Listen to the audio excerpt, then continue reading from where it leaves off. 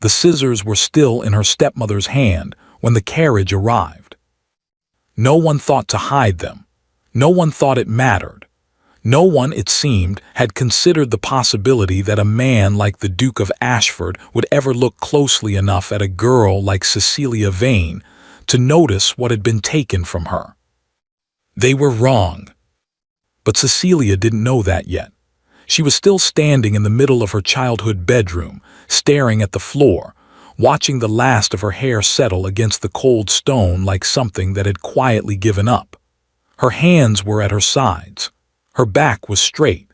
She had learned over many years in that house that crying in front of Lady Harwick only made things last longer. So she didn't cry. She simply looked at what was left of herself on the floor, picked up her worn travel bag, and walked out the door without being asked. The carriage was waiting, so was everything she didn't yet know was coming. It had begun, as most cruelties in that house did, with a perfectly reasonable explanation. "You look wild," Lady Harwick had said that morning, setting down her teacup with the particular precision of a woman who had rehearsed the conversation. "Untamed. It won't do. Not where you're going." Where Cecilia was going was Ashford Estate, seat of Edmund Ashford, the Duke of Ashford, a man whose name appeared in the society pages with the kind of regularity that suggested either great importance or great scandal. In this case, both. He was 31, unmarried and reportedly uninterested in changing either of those facts.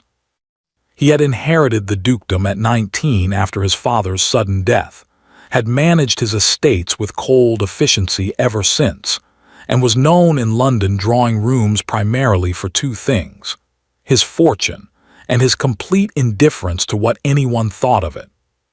He was not, by any account, a man who needed anything from the Harwick family, which made the arrangement all the more confusing to Cecilia.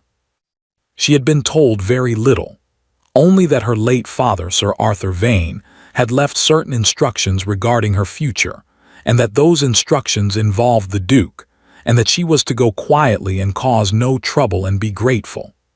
Lady Harwick had delivered this information 3 days ago over breakfast, in the same tone she used to discuss household accounts, flat, efficient, and entirely closed to questions. Cecilia had asked one anyway. "What instructions?" Lady Harwick had looked at her over the rim of her cup, the kind that are no longer your concern to understand, only to obey. That had been the end of the conversation. And so that morning, with the carriage already at the gate, and the driver waiting, and the two housemaids pretending to be very busy with things that did not require their attention at all, Lady Harwick had come to Cecilia's room with a pair of long-handled scissors, and a look that said the decision had already been made. "Sit down. My hair is perfectly." "Sit down." Cecilia had sat. She had thick hair, dark and heavy, the kind that fell past her shoulder blades when loose and had taken years to grow. Her mother had loved it, had brushed it every evening before bed when Cecilia was small, counting the strokes aloud, losing count on purpose so they could start again. It was one of the few memories Cecilia still kept close, worn smooth from handling, like a stone carried too long in a pocket. Lady Harwick had not been gentle. She hadn't been deliberately brutal either. That was almost worse.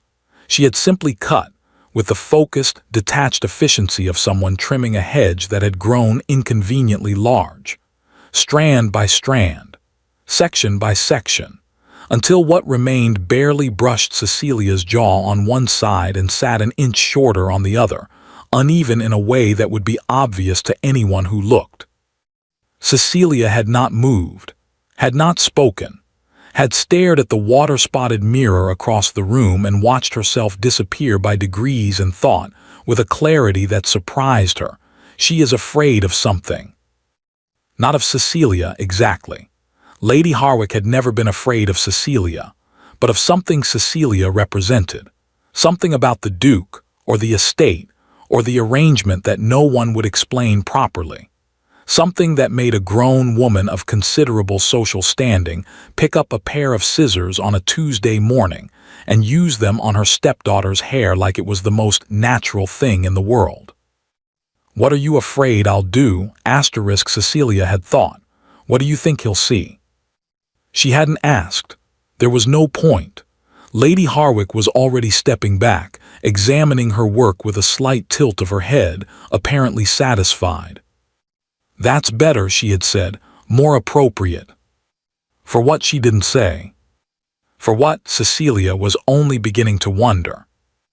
The carriage ride to Ashford Estate took the better part of 4 hours, through countryside that grew steadily greener and quieter as London fell behind. Cecilia sat with her bag on her lap and her eyes on the window, and her mind turning the same questions over and over without arriving anywhere useful.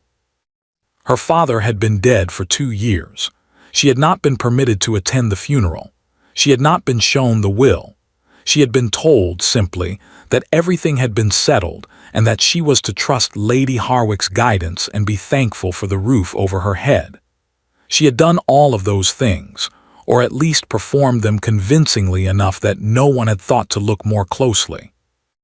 But her father had left instructions, involving the Duke, and whatever those instructions were, Lady Harwick had spent 2 years not mentioning them, and had only produced them now, and had chosen, on the morning of Cecilia's departure, to take a pair of scissors to her hair.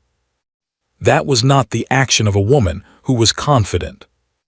That was the action of a woman who was trying to solve a problem she didn't entirely understand. The carriage turned through iron gates, and Cecilia sat up slightly despite herself. Ashford Estate emerged from the tree line the way certain things do in dreams, gradually, and then all at once. The main house was older than she'd expected, built from pale gray stone that had darkened at the edges with age, its windows tall and numerous, catching the late afternoon light in a way that made the whole facade seem to shift slightly as the carriage moved. The grounds were immaculate but not ostentatious. No fountains, no theatrical gardens. Just long, clean lawns and old trees, and the particular stillness of a place that had been standing long enough not to feel the need to prove anything. Cecilia looked at it and felt, unexpectedly, something loosen in her chest. She didn't know why. She had never been here, had never, to her knowledge, had any connection to this estate or the family that owned it. And yet, "I knew something was wrong the moment I saw your hair." She didn't know those words yet, didn't know they were coming or who would say them or what they would cost him to admit.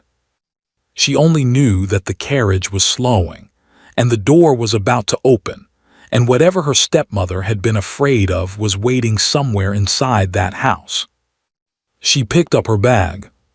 She straightened her back. She stepped out into the light. She had expected a butler. Most great houses operated that way.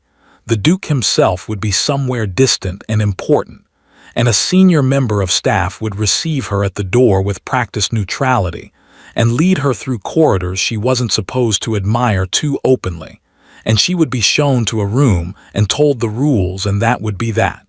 She had prepared herself for it, had arranged her expression accordingly on the carriage ride up the drive, polite, unremarkable, the particular blankness of a woman who did not intend to be noticed.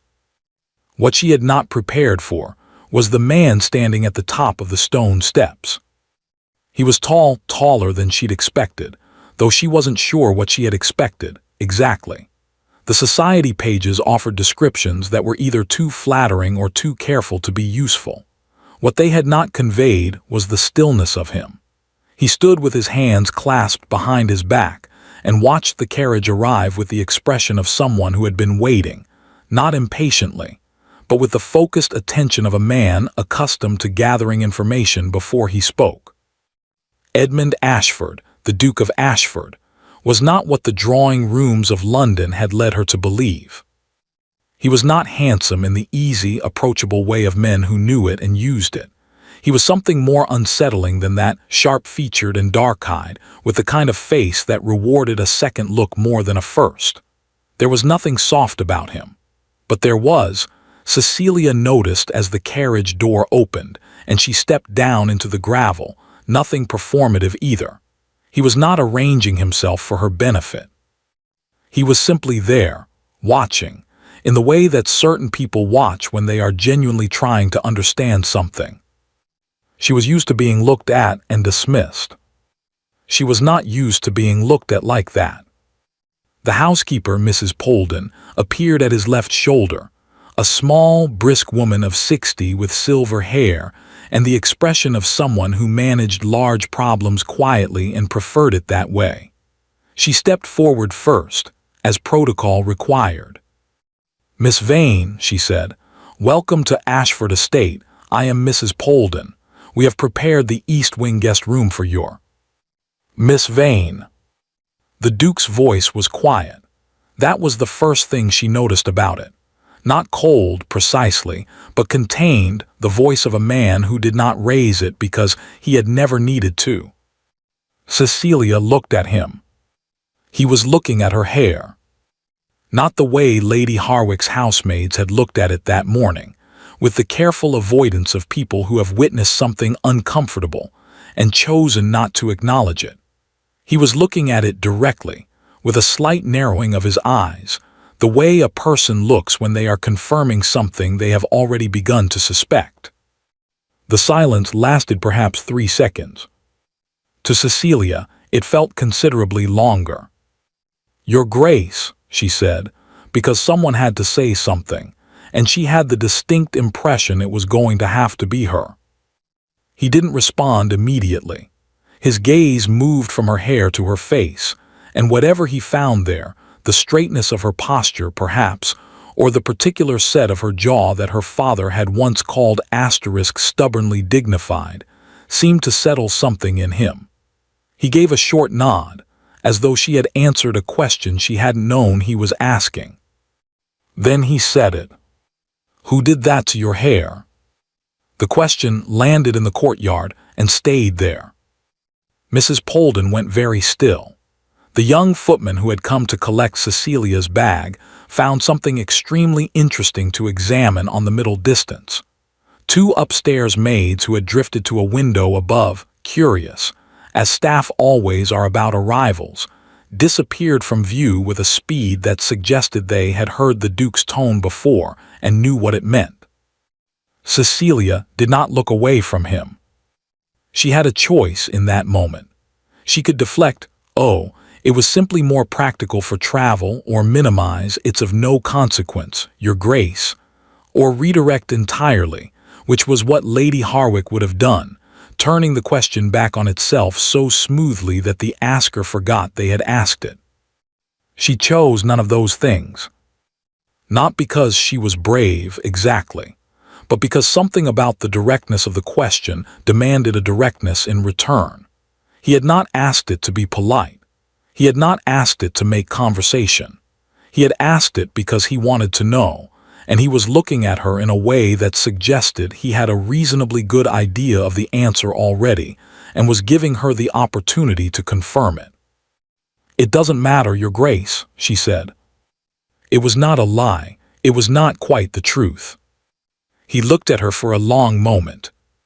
"It does to me," he said. And then, before she could respond, before she could decide what on earth a person was supposed to say to that, he turned to Mrs. Polden and spoke quietly for a moment about something to do with the East Wing fire being lit early, the evenings having turned cold. Perfectly ordinary, entirely composed. As though he had not just said something that Cecilia would still be turning over in her mind 3 hours later, sitting alone in a guest room that was finer than any she had slept in, staring at the ceiling and trying to work out what kind of man noticed a thing like that.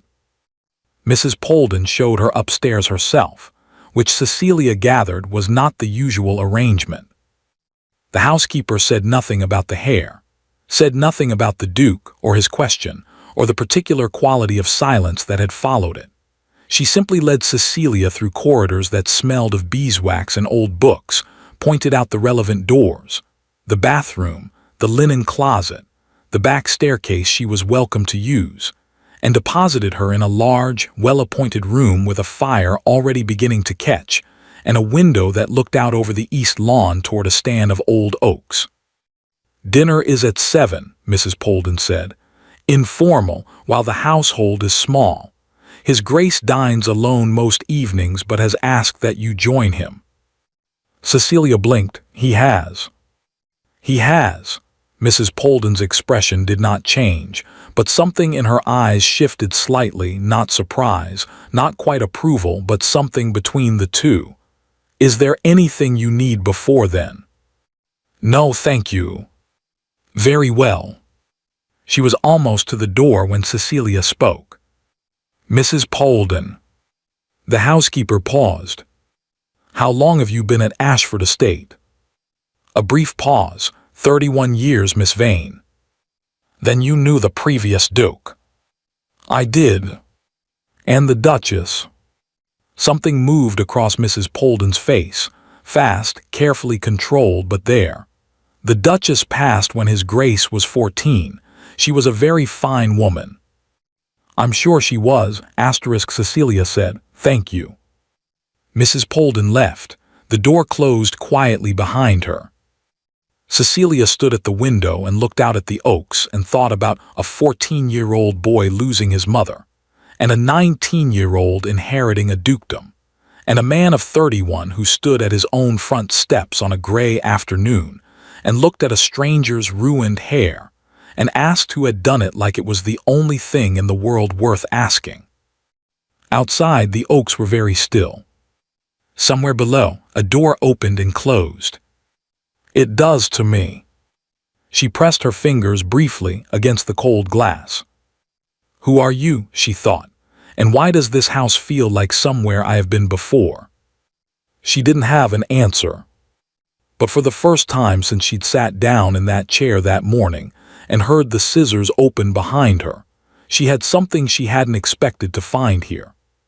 She had a question worth staying for. She found the library by accident. That was what she told herself, at least.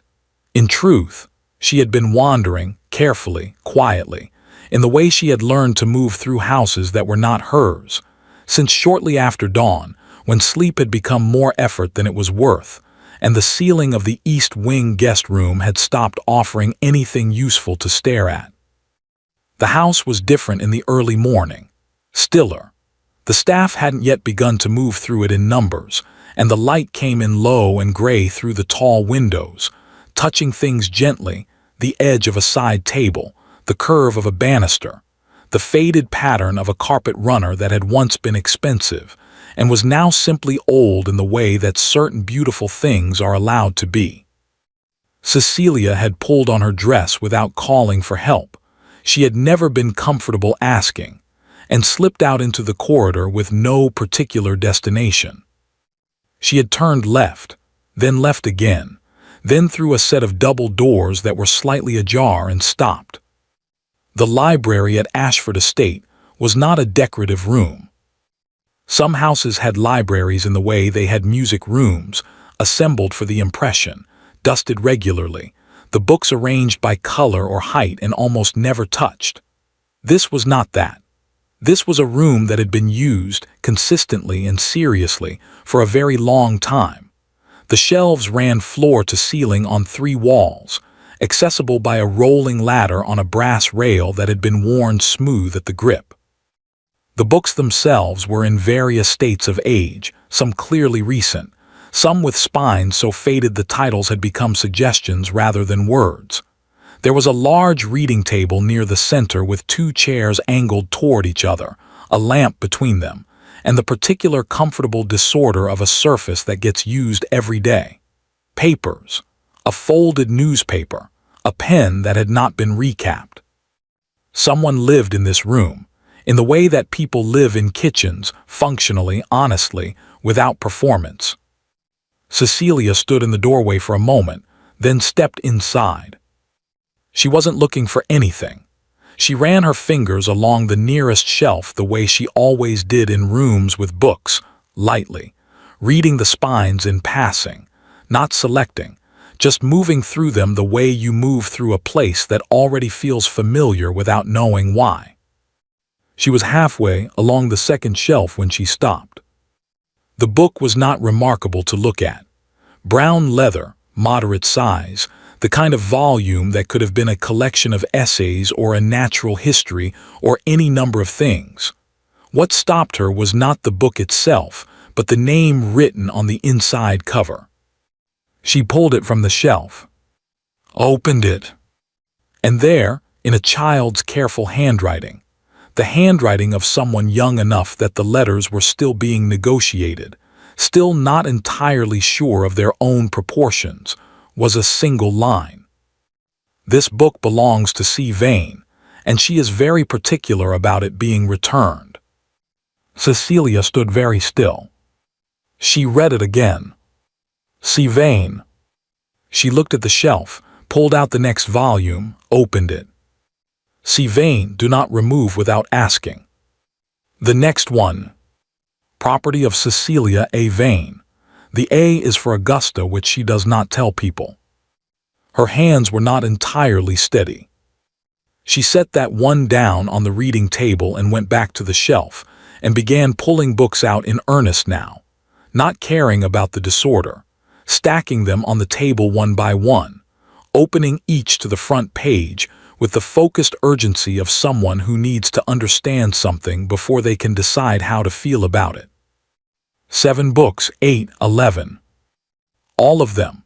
Her name in that same child's hand, varying in the particular ways a child's handwriting varies over years, the early ones labored and rounded, the later ones more assured, developing a slight leftward slant that Cecilia recognized, with a sensation she could not quite name, as the same slant her own handwriting still carried.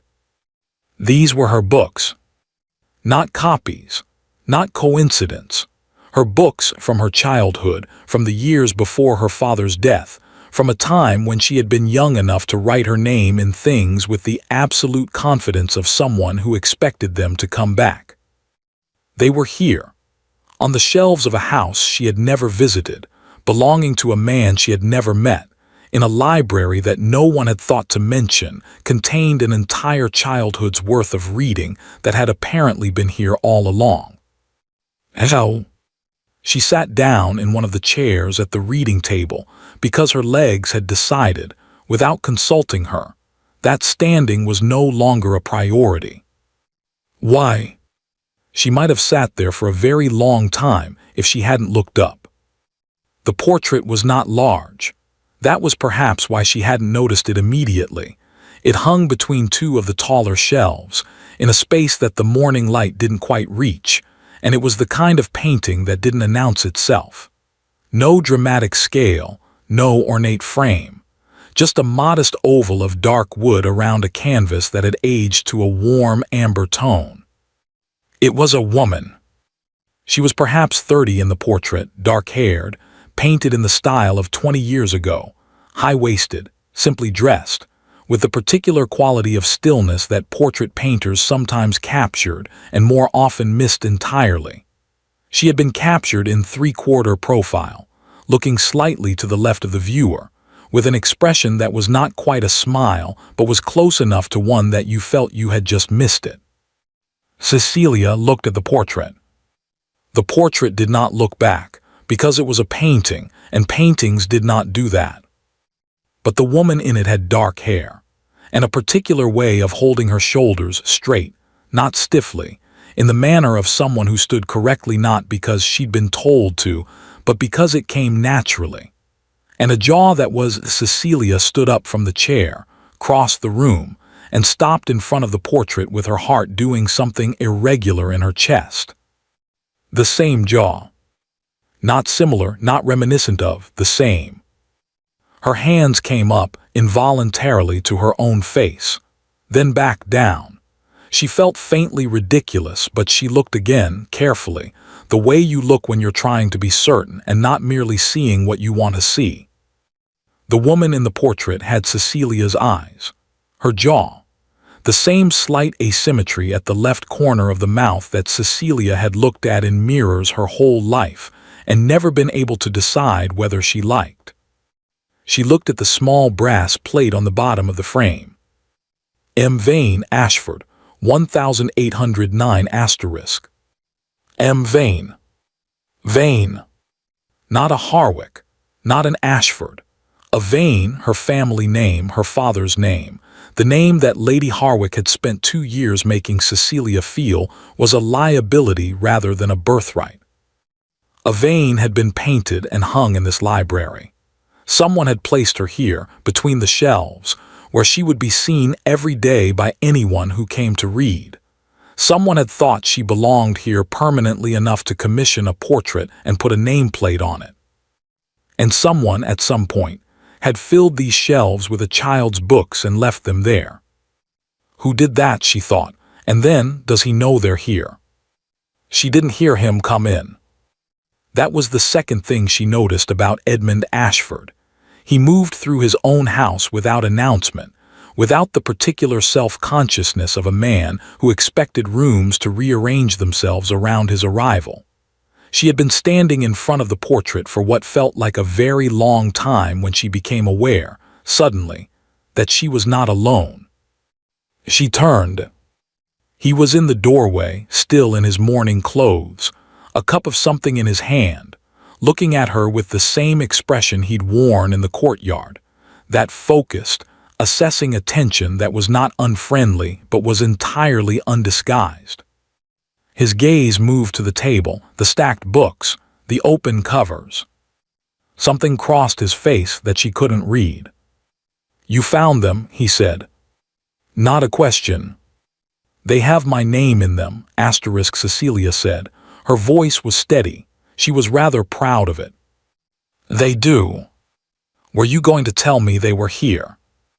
He was quiet for a moment. He came into the room not quickly, but with the deliberateness of a man choosing his words with the same care he used for everything, and set his cup down on the reading table. He looked at the stack of books, and then at the portrait, and then at Cecilia. "I was going to wait," he said, "until I understood more myself." "Understood what?" He looked at her steadily. "Why my mother knew your father," he said. "Why she kept your books, and why, when I wrote to ask Lady Harwick about it 6 months ago, she told me you didn't exist." The library was very quiet. Outside, somewhere distant, a door opened and closed. One of the kitchen staff, probably. The ordinary sounds of a house beginning its day. Cecilia stood in front of the portrait of a woman with her own face, and looked at a man who had known she existed for at least 6 months and had, apparently, spent that time trying to find her. "She told you I didn't exist," she repeated. "She told me Sir Arthur Vane had no surviving children. And yet here I am. And yet here you are," he said quietly, "which means someone went to considerable trouble to make sure I wouldn't look." He picked up one of the books from the table, opened it to the front page, read the inscription with an expression she still couldn't entirely decipher, not sad exactly, but something adjacent to it, something old.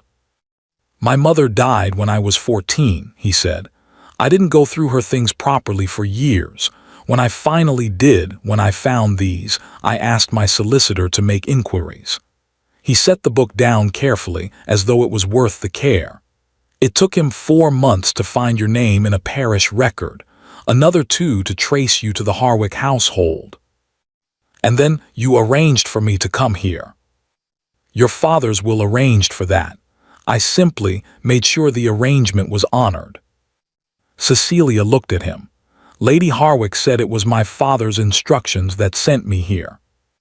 It was, though I suspect she had been hoping those instructions would remain conveniently overlooked.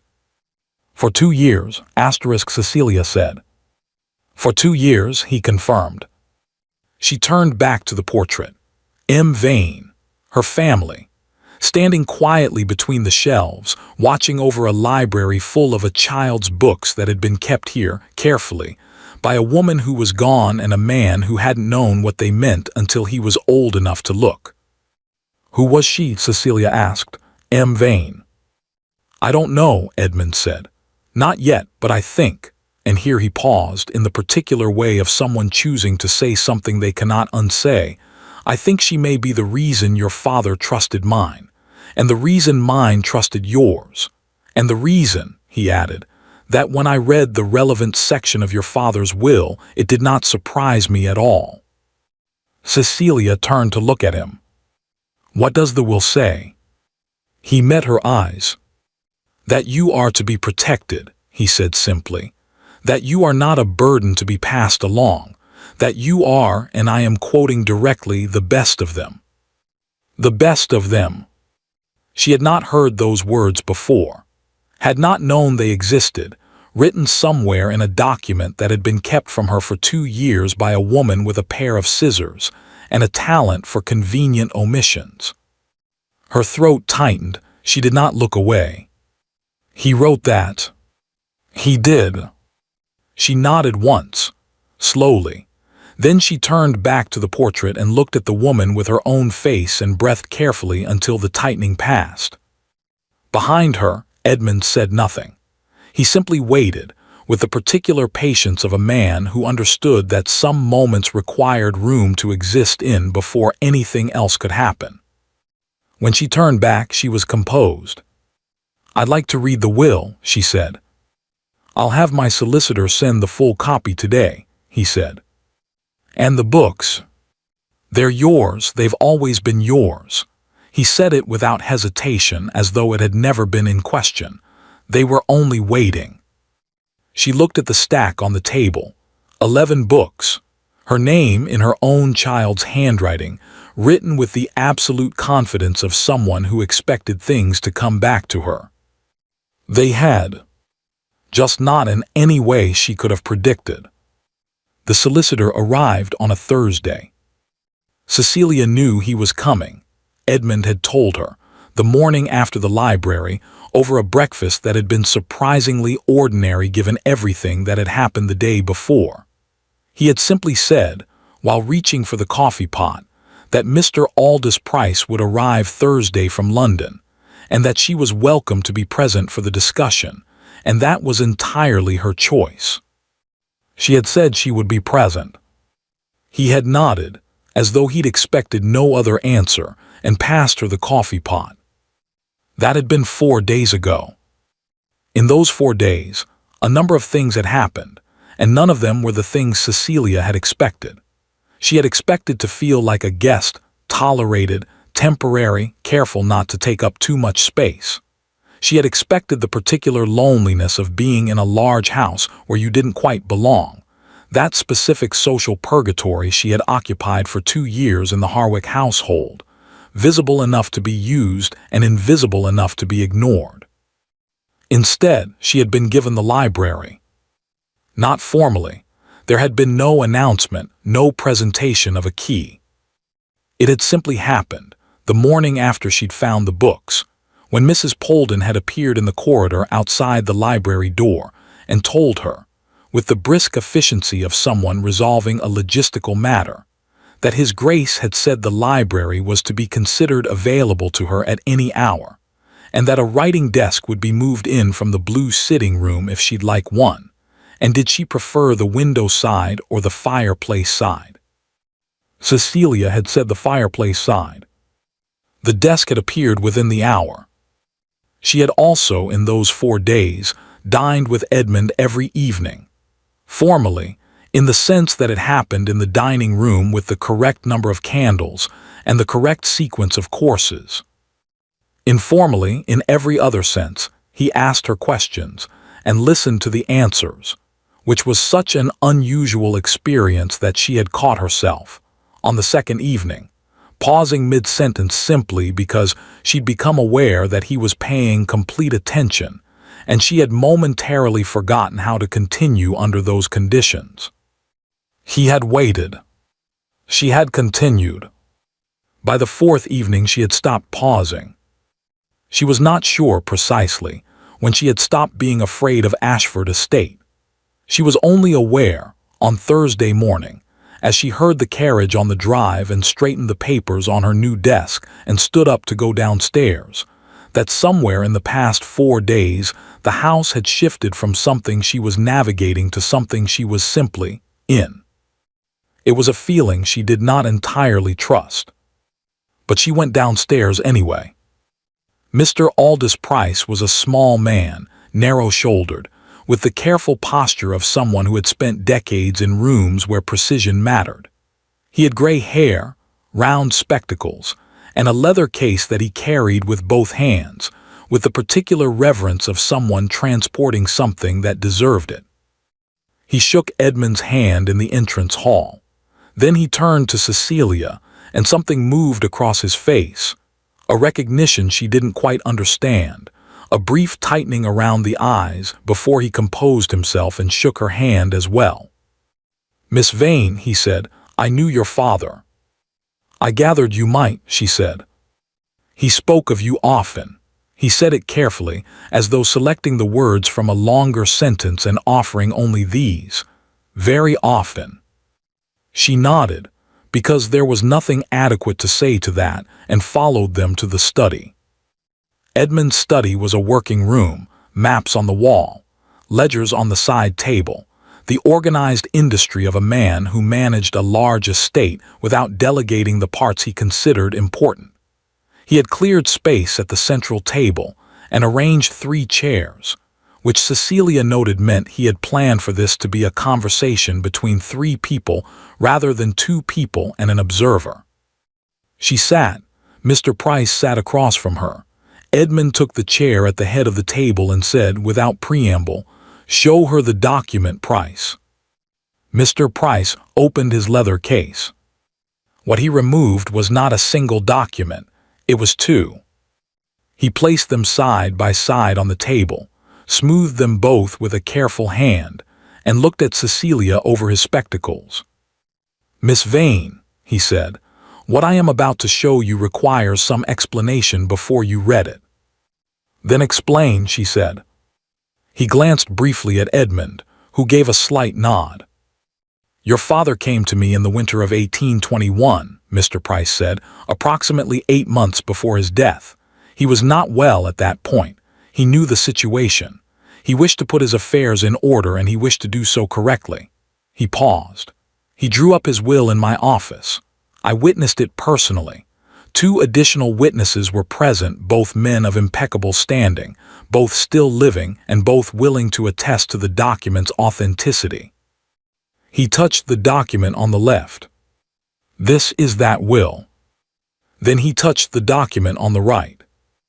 "This," he said, "is the document that was submitted for probate following your father's death in 1823. The document that was acted upon. The document from which Lady Harwick derived her authority over the Harwick and Vane households, and from which she derived her guardianship of you." Cecilia looked at the 2 documents side by side. Even from where she sat, without reading a word of them, she could see that they were not the same length. "They're different," she said. "Substantially," Mr. Price said. The room was very quiet. Edmund was watching her with that steady attention she had grown almost accustomed to in 4 days. Almost. She looked at the document on the right, the false one, the acted upon one, the version of her father's wishes that Lady Harwick had apparently found acceptable, and then she looked at the document on the left. "May I?" she said.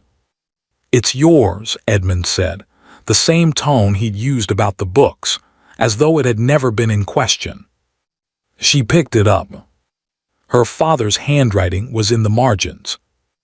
That was the first thing that broke her, almost, the small notes he'd made in the margins of Mr. Price's drafted text, the small adjustments and additions in his particular cramped hand, the hand she had watched write letters and ledger entries, and once, memorably, an extremely firm note to a neighbor about a disputed fence line.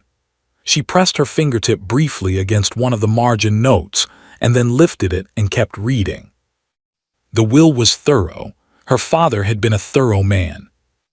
The Harwick estate provisions were largely what she'd been told, though notably more modest than Lady Harwick had implied, which was interesting but not surprising.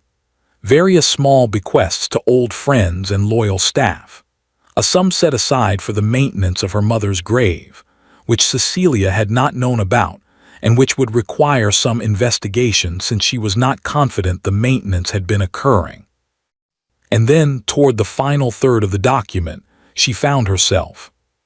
She read the relevant section twice. Then she set the document down on the table with great care and looked at the wall for a moment. "He left me to you," she said, not accusingly, simply establishing the fact of it. "To the Ashford family, yes," Edmund said. "To my father's care initially, when my father predeceased yours by 3 months. The guardianship transferred, Cecilia said. "To me, yes." She looked at him. "You've been my legal guardian." "Since your father's death, technically, yes. Though I was not aware of that until Mr. Price located the original will 8 months ago.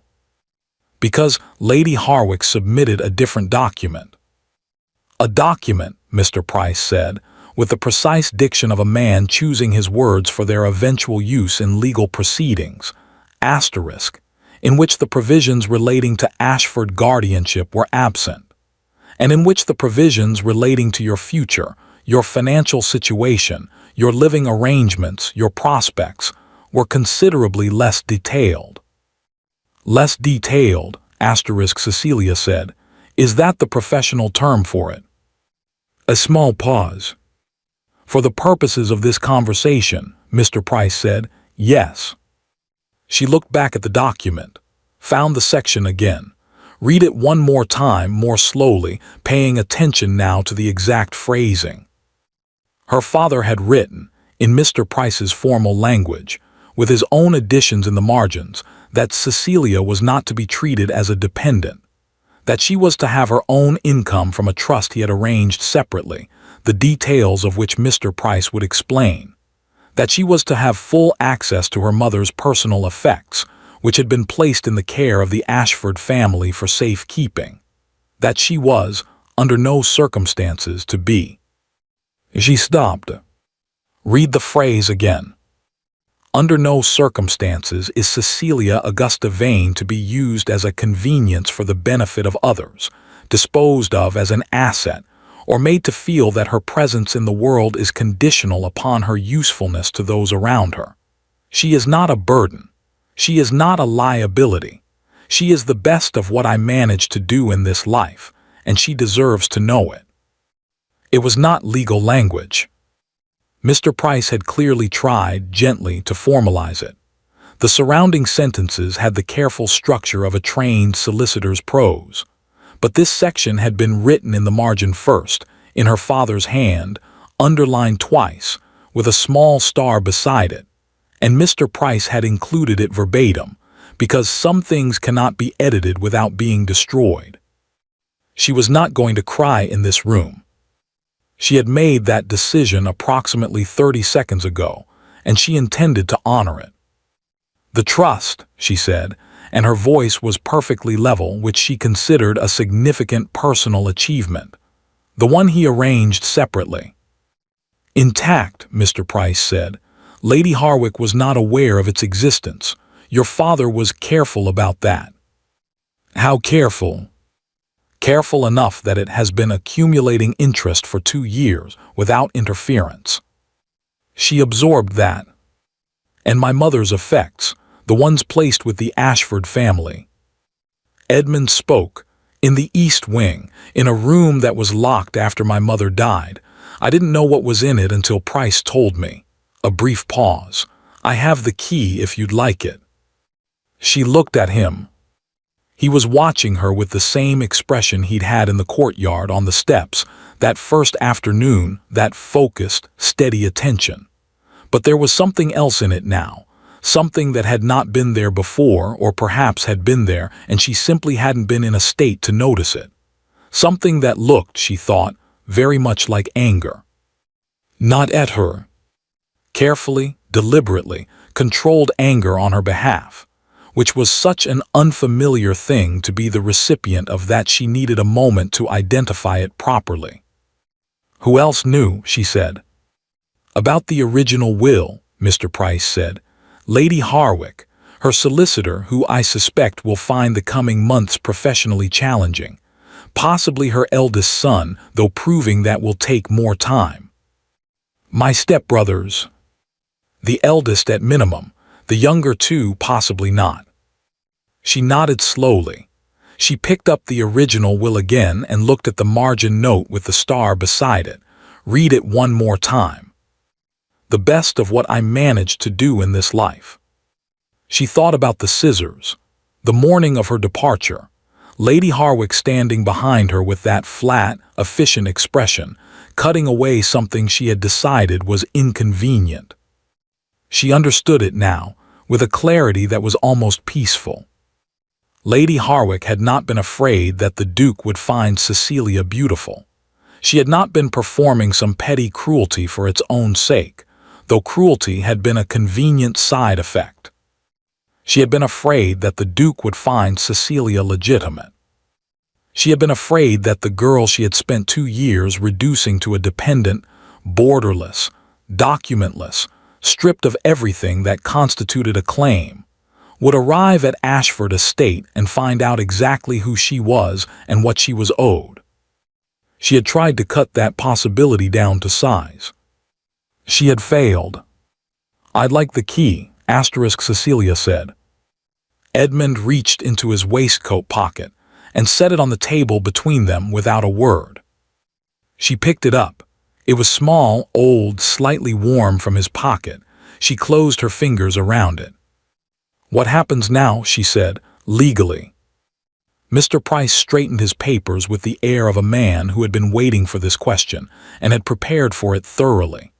"Lady Harwick has, in submitting a falsified document for probate, committed an offense of considerable seriousness. The matter of your trust, your guardianship, and your mother's effects are straightforward to remedy. That is a matter of days, not weeks. The broader legal consequences for Lady Harwick are a matter I would strongly recommend pursuing, and for which the documentation is already quite substantial. And my stepbrothers, the household. That depends on what you wish to do." She looked at the 2 documents side by side on the table, the true one and the false one, the one that said who she was and the one that had tried to say she wasn't. "Give me a few days," she said. "Of course." She stood, picked up the original will, looked at Edmund. "Thank you," she said, "for finding me." Something moved across his face, not quite the composed distance she had grown used to, something underneath it, briefly visible.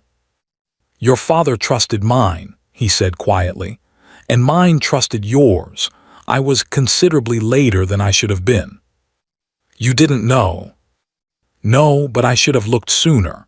He said it simply, without drama, the way people say things they have already said to themselves many times in private.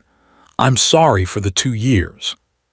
She held the will against her chest, her father's handwriting facing inward, and looked at the man who had spent 6 months looking for a girl who had been told she didn't exist. "You found me," she said again. "That's what matters." She left them to their legal discussion and went upstairs. To the east wing. To the locked room. The locked room smelled of lavender and thyme. Cecilia stood in the doorway for a long moment before she went in. The curtains were drawn, heavy ones, dark green, the kind designed to last rather than to be fashionable, and the light that came through the gaps was thin and gray and fell in narrow lines across a room that had been waiting, patiently and without complaint, for someone to come back to it. She crossed to the window and pulled the curtains open. The room exhaled. It was not large, not a grand storage room, not a forgotten ballroom of lost things. It was the size of a comfortable sitting room, furnished simply, a writing table, 2 chairs, a low bookcase along one wall and against the far wall, 3 large trunks with brass fittings and her mother's initials pressed into the leather. Eve. Eleanor Vane, her mother, dead since Cecilia was 6, present in her life since as a series of half-remembered impressions, lavender and low lamplight, and the sound of someone counting hairbrush strokes aloud and losing count on purpose. She went to the trunks and knelt on the floor in her good dress without caring about it and opened the first one. Letters, hundreds of them, bundled in ribbon by year, her mother's handwriting on the outside of each bundle in a hand so similar to Cecilia's own that her breath caught. Beneath them, small personal items, a tortoiseshell comb, a pair of gloves worn thin at the fingertips, a miniature portrait of a man she recognized as her father at perhaps 25, painted before the years of managing an estate had settled into his face.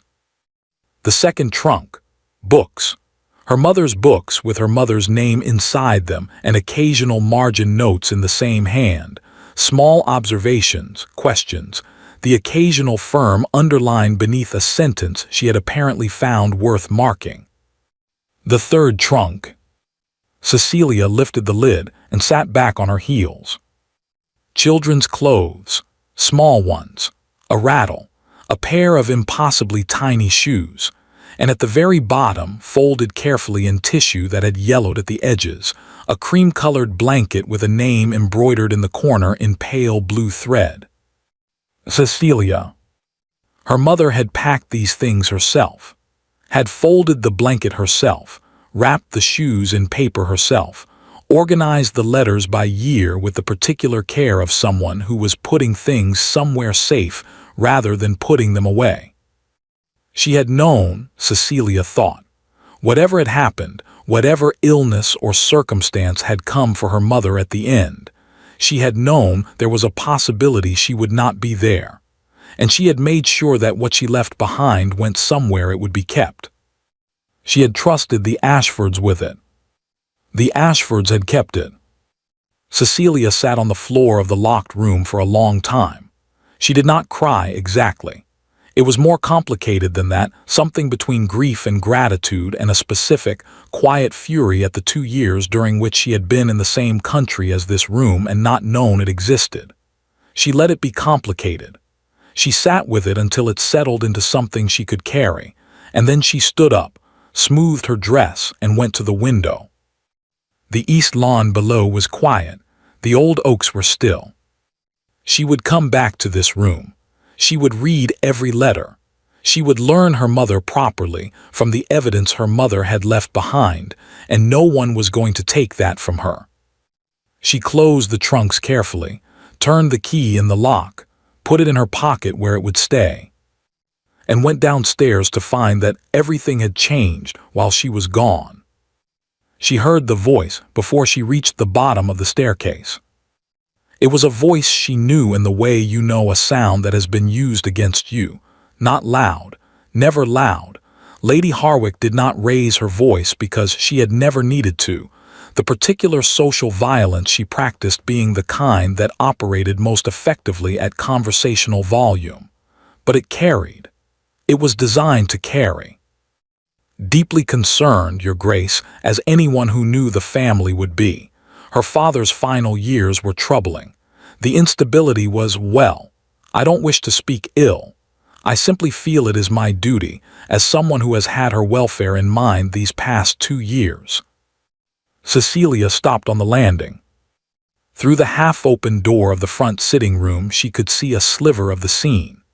Lady Harwick, in traveling clothes, which meant she had come a long distance or wished to appear to have done so, seated in one of the chairs near the fire with the composed bearing of a woman making a social call rather than one who had arrived without invitation at a duke's estate on a Thursday afternoon.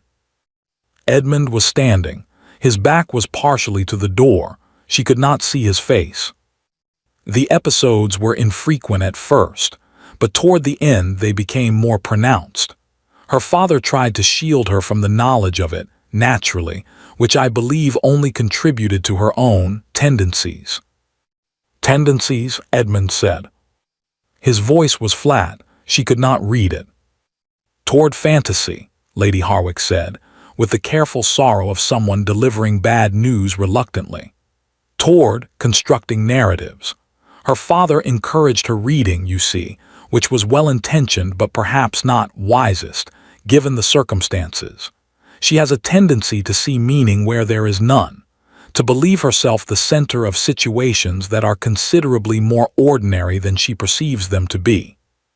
Cecilia stood on the landing and breathed slowly. She was not surprised.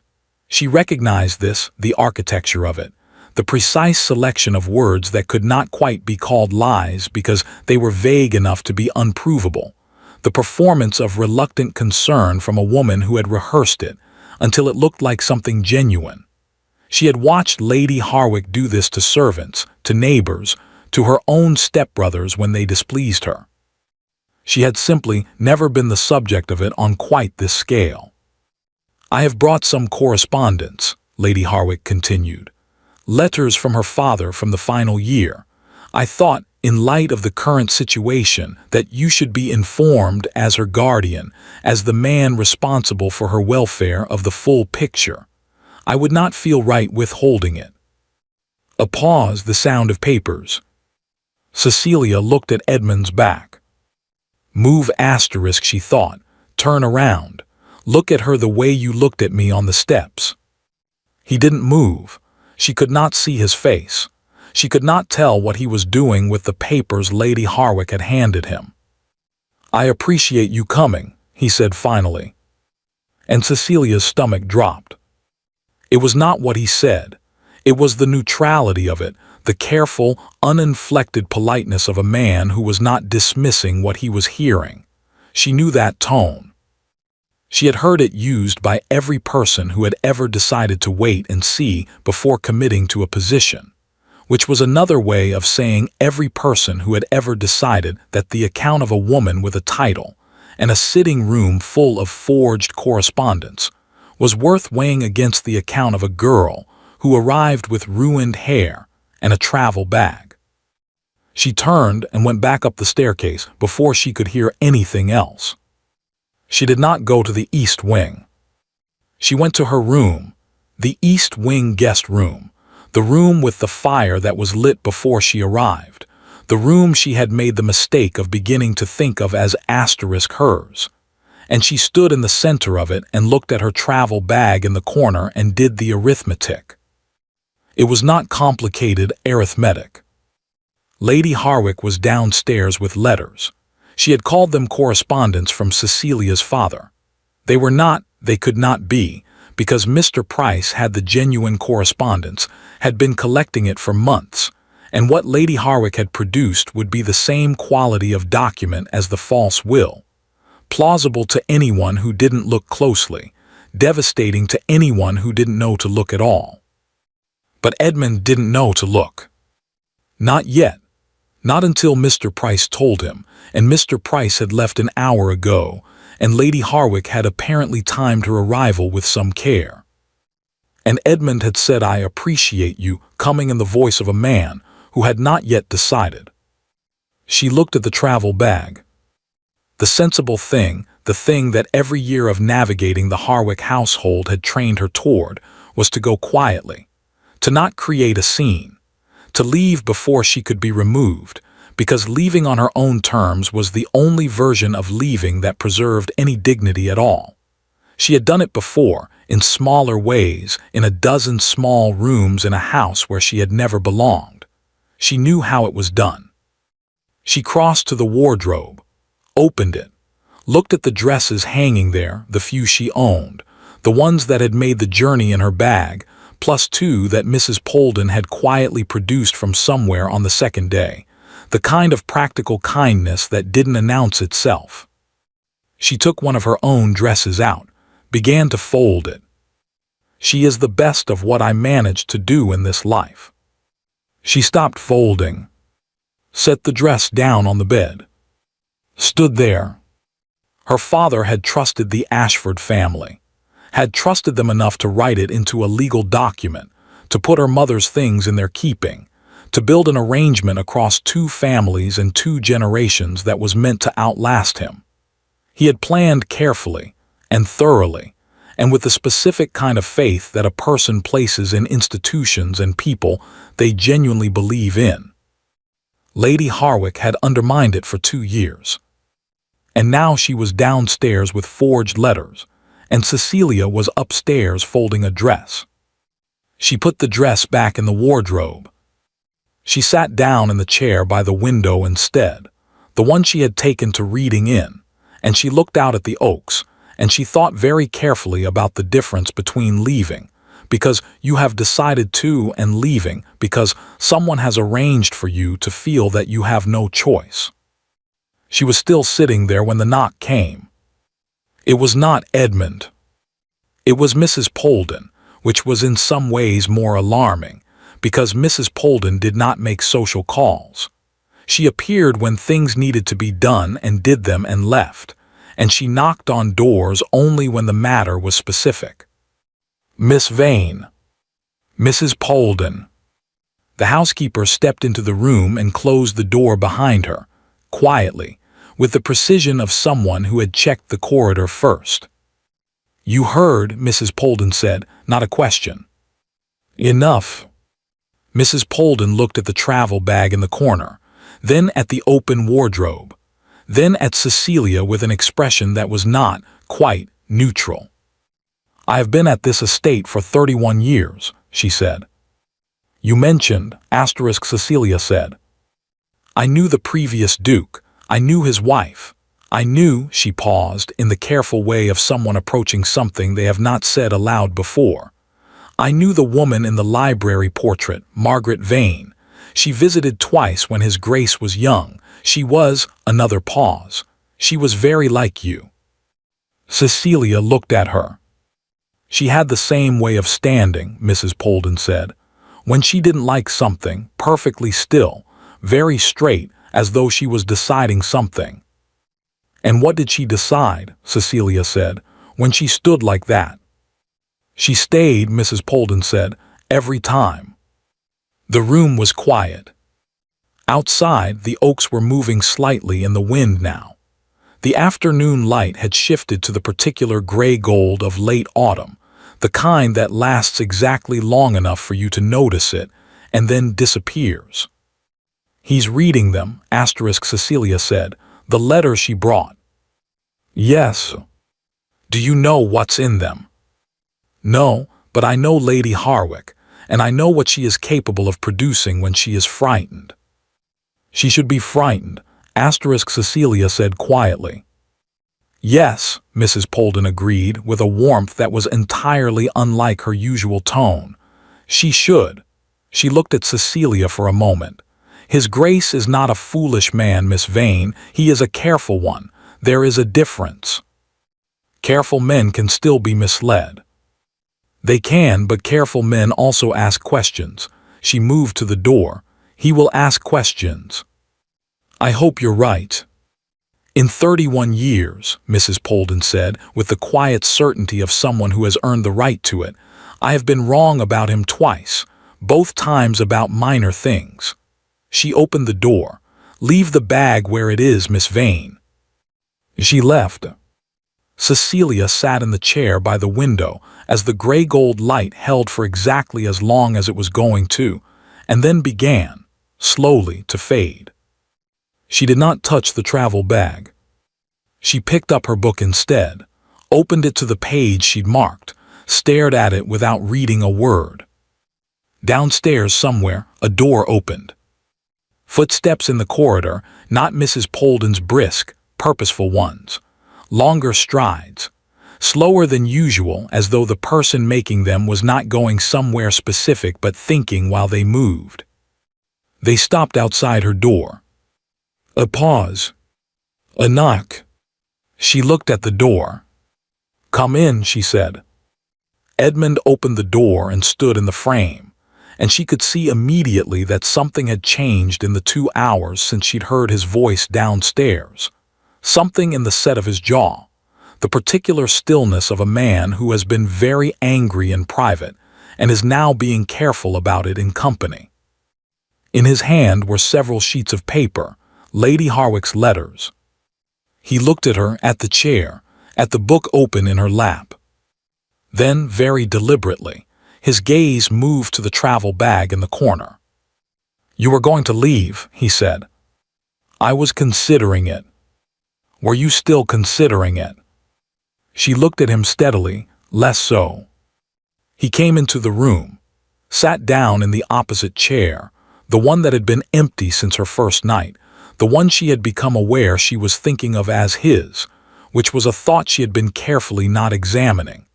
He set Lady Harwick's letters on the small table between them, face down, as though he didn't want to look at them any longer than necessary. "She said your father was unstable," he said. "Yes." "She said you had a tendency toward." "Fantasy, yes, I heard." He looked at her, from the landing. From the landing. A silence, not uncomfortable, the kind of silence that is taking stock of something. "Your father's handwriting," he said. "I've seen it, in the margin notes in the original will, in the correspondence Price has collected." He touched the stack of letters on the table without turning them over. "These are not his handwriting." The words landed quietly in the room. Cecilia looked at him. "You knew," she said. "Within the first page." "Then why did you?" She stopped. "I let her finish," he said, "because I wanted to understand exactly what she was prepared to say, and how far she was prepared to go." His jaw tightened slightly. "Now I know." She looked at the letters, face down on the table between them, a significant effort on someone's part, representing a significant underestimation of the man sitting across from her. "What did you tell her?" Cecilia asked. "That I would review the correspondence carefully and be in touch through my solicitor." "She'll come back." "She won't come back here," he said, and the quietness of it was more absolute than a raised voice would have been. "I've spoken to my estate manager. She is not to be admitted." Cecilia absorbed that. "And the letters?" "Price will want them. They are evidence of something he will find very useful." He looked at her directly. "I should have come upstairs sooner. I needed a few minutes to manage the anger. I apologize for the delay." Manage the anger. She thought about that. About a man who had read forged letters designed to reduce her to a liability, and had gone somewhere private to be angry about it before coming to find her, because coming to find her while he was angry was not something he was willing to do. "The bag," he said, looking at it again. "Were you going to tell me?" "I hadn't decided." "Where would you have gone?" She considered the question honestly. "I don't know, somewhere I wasn't a problem." He was quiet for a moment. "You said that once before," he said. "The morning after you arrived, in the corridor." He paused. "I've been thinking about it since." "It's a habit," she said, "from the past 2 years." "I know." He looked at her with the expression she had now seen enough times to begin understanding, not just attention, but something underneath it, something that had been building since a Thursday afternoon in a courtyard when he had looked at her ruined hair and asked a question no one expected. "I would like it to become less of one." She held his gaze. Outside, the wind moved through the oaks. The last of the gray-gold light gave up entirely, and the room went to the softer, warmer dark of early evening, the fire beginning to matter now. "So would I," she said. He found it at midnight. Cecilia didn't know that yet. She was asleep by then, for the first time in several nights, with the particular completeness of someone whose body had decided that enough had happened, and it was time to stop. She didn't know that Edmund had gone back to the study after dinner, after the conversation by the fire, after she had said "so would I," and meant it in ways she hadn't entirely mapped yet. She didn't know that he had sat at his desk for a long time with Lady Harwick's forged letters in front of him, not reading them but thinking, in the way he thought when something didn't resolve, turning it, examining it from different angles, looking for the edge he'd missed. She didn't know any of that. But Edmund knew that something was still wrong. Not wrong in the sense of unresolved. The legal situation was clear enough. Price had it well in hand.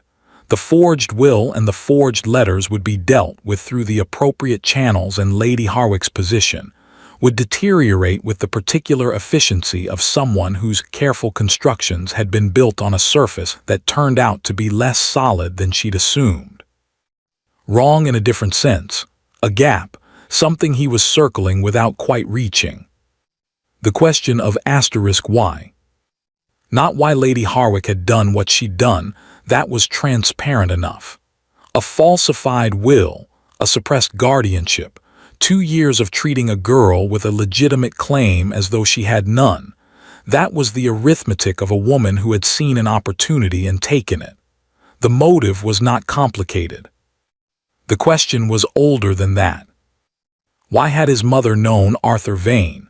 Not known of him, known him, with the particular intimacy of someone who kept another person's child's books on her shelves and commissioned a portrait of the child's grandmother and placed it in the room she spent the most time in. That was not the relationship of professional acquaintance. That was the relationship of people who had trusted each other with something significant. With what? He had the letters Price had gathered, the formal correspondence between the two families, careful and proper, useful for the legal case but not. He had begun to realize the whole story. His mother had been a private person. What she kept formally was one thing. What she kept personally was another. He had gone through her private things twice already. Once at 14, overwhelmed and insufficient for the task, taking in almost nothing. Once 3 years ago, more carefully, when he'd first begun to suspect that the estate's history contained gaps he hadn't been told about. He had found the children's books then, had not at the time known whose they were. What he had not found, had not thought to look for specifically, was his mother's private correspondence. Not letters received, letters kept. He went to the East Wing at 11:30. His mother's rooms had been maintained since her death. That had been his specific instruction to Mrs. Polden, years ago, delivered without explanation because he didn't have one beyond the fact that it felt wrong to dismantle them. They were dusted and aired and otherwise left alone, and he had not gone into them with any real intention since his 20s. He went in now with a lamp and a purpose. The writing desk was where it had always been, in the corner by the window, a small, elegant thing in pale walnut that his mother had brought from her family home when she married. He had sat under that desk as a child during thunderstorms, which she had permitted with the calm acceptance of a woman who understood that some fears are not worth arguing with. He sat in the chair instead now. Opened the left drawer. Papers, household records, old invitations, the dried remains of something that had once been a flower pressed between 2 sheets. He set those aside. The right drawer. Locked. He had not known it was locked, had not tried it in any of his previous examinations of this room, because he had not been looking for something specific enough to try every drawer. He looked at the lock for a moment, small, brass, old, and then went to the mantelpiece where his mother had kept a small ceramic dish of things that didn't have other homes. The key was there. He looked at it in his palm for a moment. Then he went back to the desk and unlocked the drawer. The letters were bundled in the same way Cecilia's mother's letters had been bundled in the East Wing storage room, by year, tied in ribbon, the outside of each bundle labeled in his mother's careful hand. 23 years of correspondence. He counted the bundles quickly and then, instead of starting at the beginning, went to the last year, the year his mother died. The letters from Arthur Vane were immediately recognizable. He had learned the handwriting from the margin notes in the original will, from the genuine correspondence Price had collected, from the particular way the letters formed that was specific to the man. A slight pressure on the downstrokes, a habit of connecting certain letters that was idiosyncratic enough to be a fingerprint. He pulled every envelope with that handwriting and set the others aside. 12 letters from the last 2 years of his mother's life. He read them in order. It took him the better part of an hour. When he finished, he sat back in his mother's chair and looked at the ceiling and stayed very still for a long time. The letters were not formal. They were the letters of two people who had known each other for a very long time and had stopped performing for each other years ago, candid, warm, occasionally funny in the dry way of people who have survived enough to find certain things absurd rather than devastating. They had grown up together. That was the first thing he learned. His mother and Arthur Vane had known each other from childhood, neighboring families, early friendship, the kind of bond that forms before people are old enough to understand class distinctions or eligibility, or any of the other considerations that would eventually organize their adult lives around different centers. His mother had married his father. Arthur Vane had married Eleanor, my Eleanor, asterisk he wrote, who is everything I had the good sense to recognize immediately, and the poor strategy to propose to 3 times before she agreed. They had maintained their friendship across the distance of separate lives, separate households, the separate trajectories that marriage and children and estate management created. Carefully, correctly, with the propriety that the period demanded, but with a warmth underneath it that propriety hadn't touched. And then Eleanor Vane had died. And Arthur Vane had written to his mother with a grief so plainly expressed that Edmund stopped at that letter for several minutes before continuing.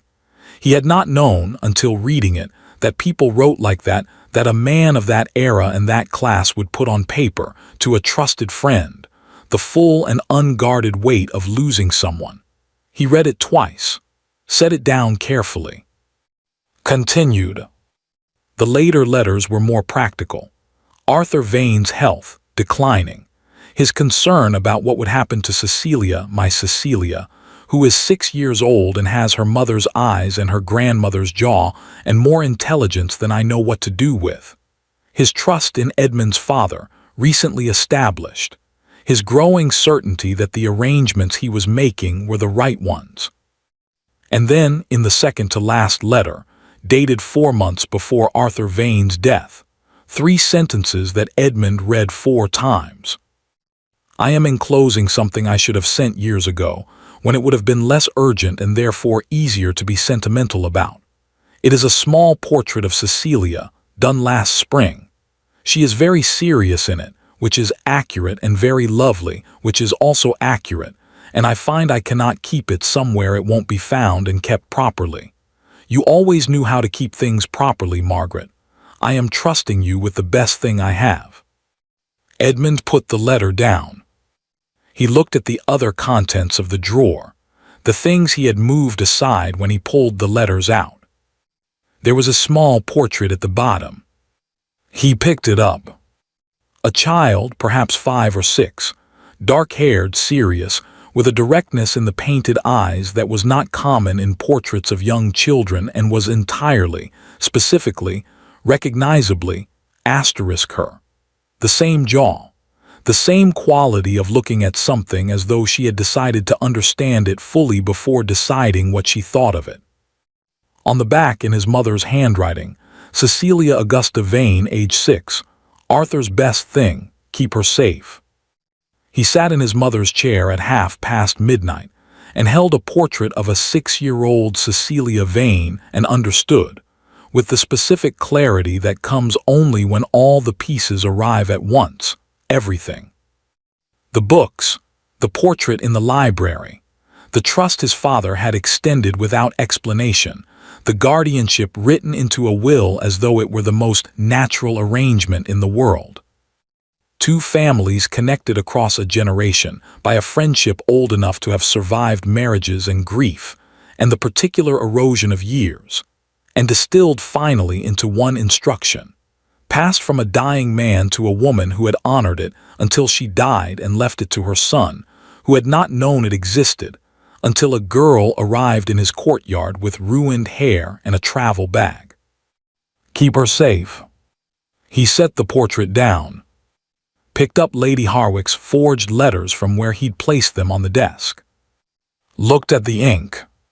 He had good eyes, always had. It was one of those attributes he'd never thought much about until it became relevant in specific ways: reading contracts, examining accounts, identifying the particular quality of a document that was not what it claimed to be. The ink on Lady Harwick's letters was dark. Not aged, not the brown-gray that ink became after 15 or 20 years, after the slow oxidation of time and air and the particular chemistry of paper. These letters claimed to be from 4 years ago. 5, in one case. The ink was dark. Fresh dark. The kind of dark that ink was when it had been on paper for months, not years. He had noticed it downstairs, reading them for the first time. Had filed it away without acting on it because he had been managing the anger and had needed to do that before anything else. He had not mentioned it to Cecilia because she had enough to carry, and he had not yet confirmed what he suspected. He confirmed it now, holding the letters near the lamp, examining 3 of them in sequence. Months, not years. Lady Harwick had written these letters recently. Had written them, aged the paper somehow, tea, most likely, or a mild solution of something. A common enough technique for a person who had proven themselves willing to falsify legal documents, and had arrived at Ashford Estate on a Thursday afternoon, with the timing of someone who knew a solicitor had visited that morning, and hoped the ground was still uncertain. She had been wrong about the ground. She had been wrong about him. And she had been wrong, most catastrophically, about what kind of man looked at a stranger's ruined hair on a Thursday afternoon and filed the question away for later. Edmund set the letters down. He sat for another few minutes in his mother's chair, in the room that smelled of her still, faintly, in the way that rooms hold the people who loved them longest. He looked at the child's portrait. He thought about a man who had written * my Eleanor and my Cecilia, and who had trusted the right people with both. Then he stood up. He had several things to do.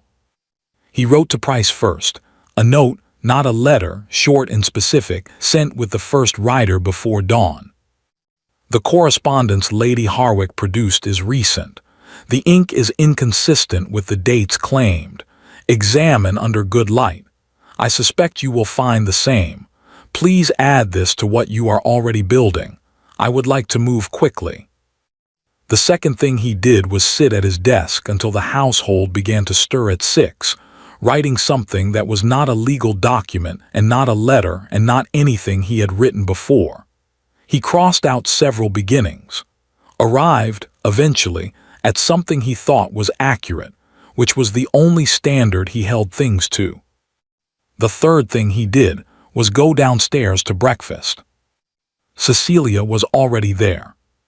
She looked up when he came in, and he could see from her expression that she had slept, that the particular exhaustion of the past several days had released her somewhat, that she was more present this morning than she had been in the chair by the fire last night.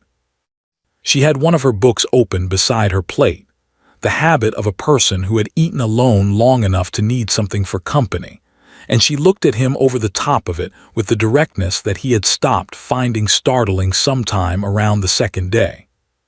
"You were up late," she said. "I found something." She put the book down. "What?" He sat, poured his coffee, set down beside her plate the child's portrait face up so she could see it. She looked at it for a long moment. "My father sent this," she said, not a question. "To my mother, 4 months before he died, with instructions to keep it somewhere safe." She picked it up carefully, looked at it, set it down again and looked at the table for a moment, and he waited the way he had learned to wait, in the way he had discovered she needed, not rushing past the moment but not drawing attention to it either, simply being in the same room without demand. "She kept it," Cecilia said finally. "In a locked drawer. I found it last night with her private letters." What did the letters say? That your father and my mother grew up together, that they were friends for most of their lives, that when your father died, he was trusting the right people with the right things. He paused, and that the ink on Lady Harwick's correspondence is approximately 4 months old. She looked up sharply. She wrote them recently. Yes. Can you prove it? Price can. I've already written to him. She absorbed this. He watched her do it, the rapid, precise way her mind moved through information, arriving at conclusions and then checking them, the way a careful person does. She would have been formidable under any circumstances, he thought. Under the circumstances she'd actually had, she had simply become formidable quietly, in ways that had not been convenient for anyone who required her to be otherwise. The portrait, she said. Yours it always was. She nodded. She picked up her cup. Then she said, without particular drama, in the tone of someone confirming something they have been thinking about for a while. You're going to tell her. This morning. She'll come here. No, he said. I'm going to her. I would prefer to have this conversation in a place where she cannot later claim she was ambushed in someone else's house. He looked at Cecilia. I would also prefer that she understands clearly that what is coming is not a legal inconvenience. It is a consequence. You sound very certain. I am. She looked at him for a moment. What will you say? He was quiet for a beat. I thought about that last night, he said. I wrote several versions. He reached into his jacket and produced a folded piece of paper, which he set on the table between them. I ended with 2 sentences. She looked at the paper, then at him. May I? That's why I brought it down. She unfolded it. He watched her read. It was short. He had written a great deal and crossed out most of it because none of it was as accurate as the simplest version, which was this. You cut her hair. That was your first mistake. Your last will be believing I wouldn't find out. She read it twice, refolded it, set it down. That's all, she said. That's all, he said. The rest is prices. A silence. She turned her coffee cup in her hands once, twice, the small habitual gesture of a person thinking. You knew, she said then. In the courtyard, that first day, you knew something was wrong. Not what, only that. Because of my hair. Because, he said carefully, of the way you stood when I asked about it. You said it didn't matter, but you looked like someone who knew exactly what it meant and had decided not to say so in front of an audience. He paused. I recognized it. I've done it myself. She looked at him. You, she said, with a slight disbelief that was not unkind. I was 19 when I inherited, he said. There were a number of people who assumed that youth and recent grief were the same as weakness. I spent several years deciding not to say things in front of audiences and saying them privately. Eventually, he said, when I knew enough to say them correctly. She was quiet for a moment. Go, she said, say them correctly. He stood, picked up his gloves from the side table, then stopped. I'll be back by afternoon, he said. I'll be in the library. I know. He left. He was back by 2 o'clock. Cecilia heard the carriage on the drive and kept her eyes on her book for another few minutes, with the discipline of someone who had decided not to perform anticipation. Then she set the book down and went to the window. He crossed from the carriage to the house without looking up. His coat was slightly dusty from the road, and his jaw was set, and he moved with the particular deliberateness of a man who had done what he went to do and was now finished with it. He looked up once before he reached the door. He saw her in the window. He gave a short nod. She nodded back. Then she went to the chair by the fire and picked up her book again, because there would be time for the rest of it, and she had been in too much of a hurry about too many things for too long, and she thought that whatever was coming deserved the patience she hadn't always been allowed to practice. She had read 6 pages when he knocked and came in, and set his gloves on the table, and sat down in the opposite chair with the ease of someone who had been doing it for years rather than days. "Well," she said, "Price will have everything he needs by Friday," he said. "Lady Harwick will have a formal notice by Monday. Her solicitor is already aware that the situation is unfavorable. And her sons. The eldest is implicated. The younger 2 are not." A pause. "I have no interest in punishing people for the actions of their mother."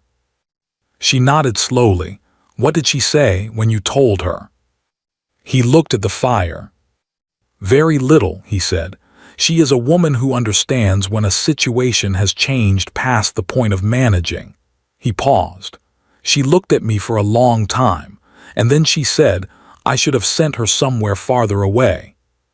The room was quiet. "She was afraid of you," Cecilia said. "From the beginning, the day she cut my hair." "She was afraid of what you were entitled to," he said, "which is different." He looked at her. "She was right to be." Cecilia looked at the fire. She thought about a pair of scissors, a cold bedroom floor, hair that had taken years to grow. She thought about a woman who had looked at a girl with a legitimate claim and decided that the most efficient solution was to make her smaller, quieter, plainer, less visible, less herself, before sending her somewhere she might be seen. She thought about arriving in a courtyard and being asked, immediately, by a man she'd never met, who had done that to her hair. "She made one mistake," Cecilia said. "She made several," Edmund said. "One that mattered most." He waited. "She thought that making me smaller would make me disappear," Cecilia said. "She didn't consider that it might make me more obvious to anyone who was actually paying attention." A silence. "It did," Edmund said, simply, without elaboration. She looked at him. He looked back. Outside, the oaks were still in the cold afternoon air, and the fire was doing what fires do in old rooms in old houses, making everything feel, despite everything, like something that could be managed. Like something that had a center of warmth, if you knew where to sit. She knew where to sit. She picked up her book. He picked up the newspaper. And they sat together in the library of Ashford Estate, in the comfortable and serious quiet of 2 people who had decided, without quite saying so yet, that this was where they were going to be. It happened quietly. That was the thing about Edmund Ashford that Lady Harwick had miscalculated most fundamentally. She had assumed that a man of his position would make noise. That consequence, when it came, would come with the drama of public accusation, the spectacle of a scene, the kind of confrontation that could be managed, deflected, or at least weathered by someone with enough composure and enough connections, and enough practice at making other people's certainty seem like bad manners. She had been wrong. Edmund did not make scenes. He made outcomes. The first thing that happened was a letter.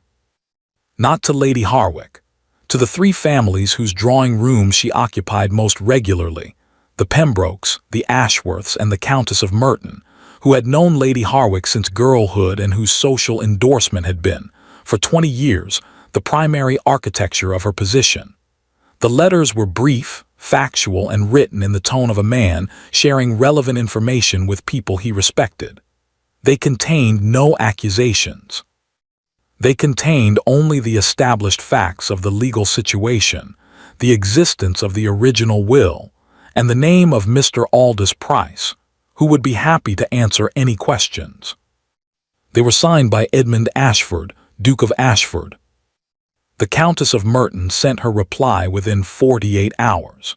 She expressed, in the careful language of a woman who had not survived 60 years of London society, by being careless with words, her considerable surprise at the contents of his letter, and her intention to review the situation fully before drawing any conclusions. She did not extend Lady Harwick her usual invitation to Thursday supper. The Pembrokes did not respond to Edmund's letter at all, which was, in its own way, a response. The Ashworths sent a note expressing their confidence in Mr. Price's findings, and their hope that Miss Vane was well.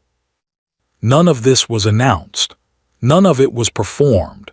It simply happened in the way that things happen when a man with a dukedom and a reputation for cold efficiency decides that something needs to be addressed, and addresses it without requiring an audience.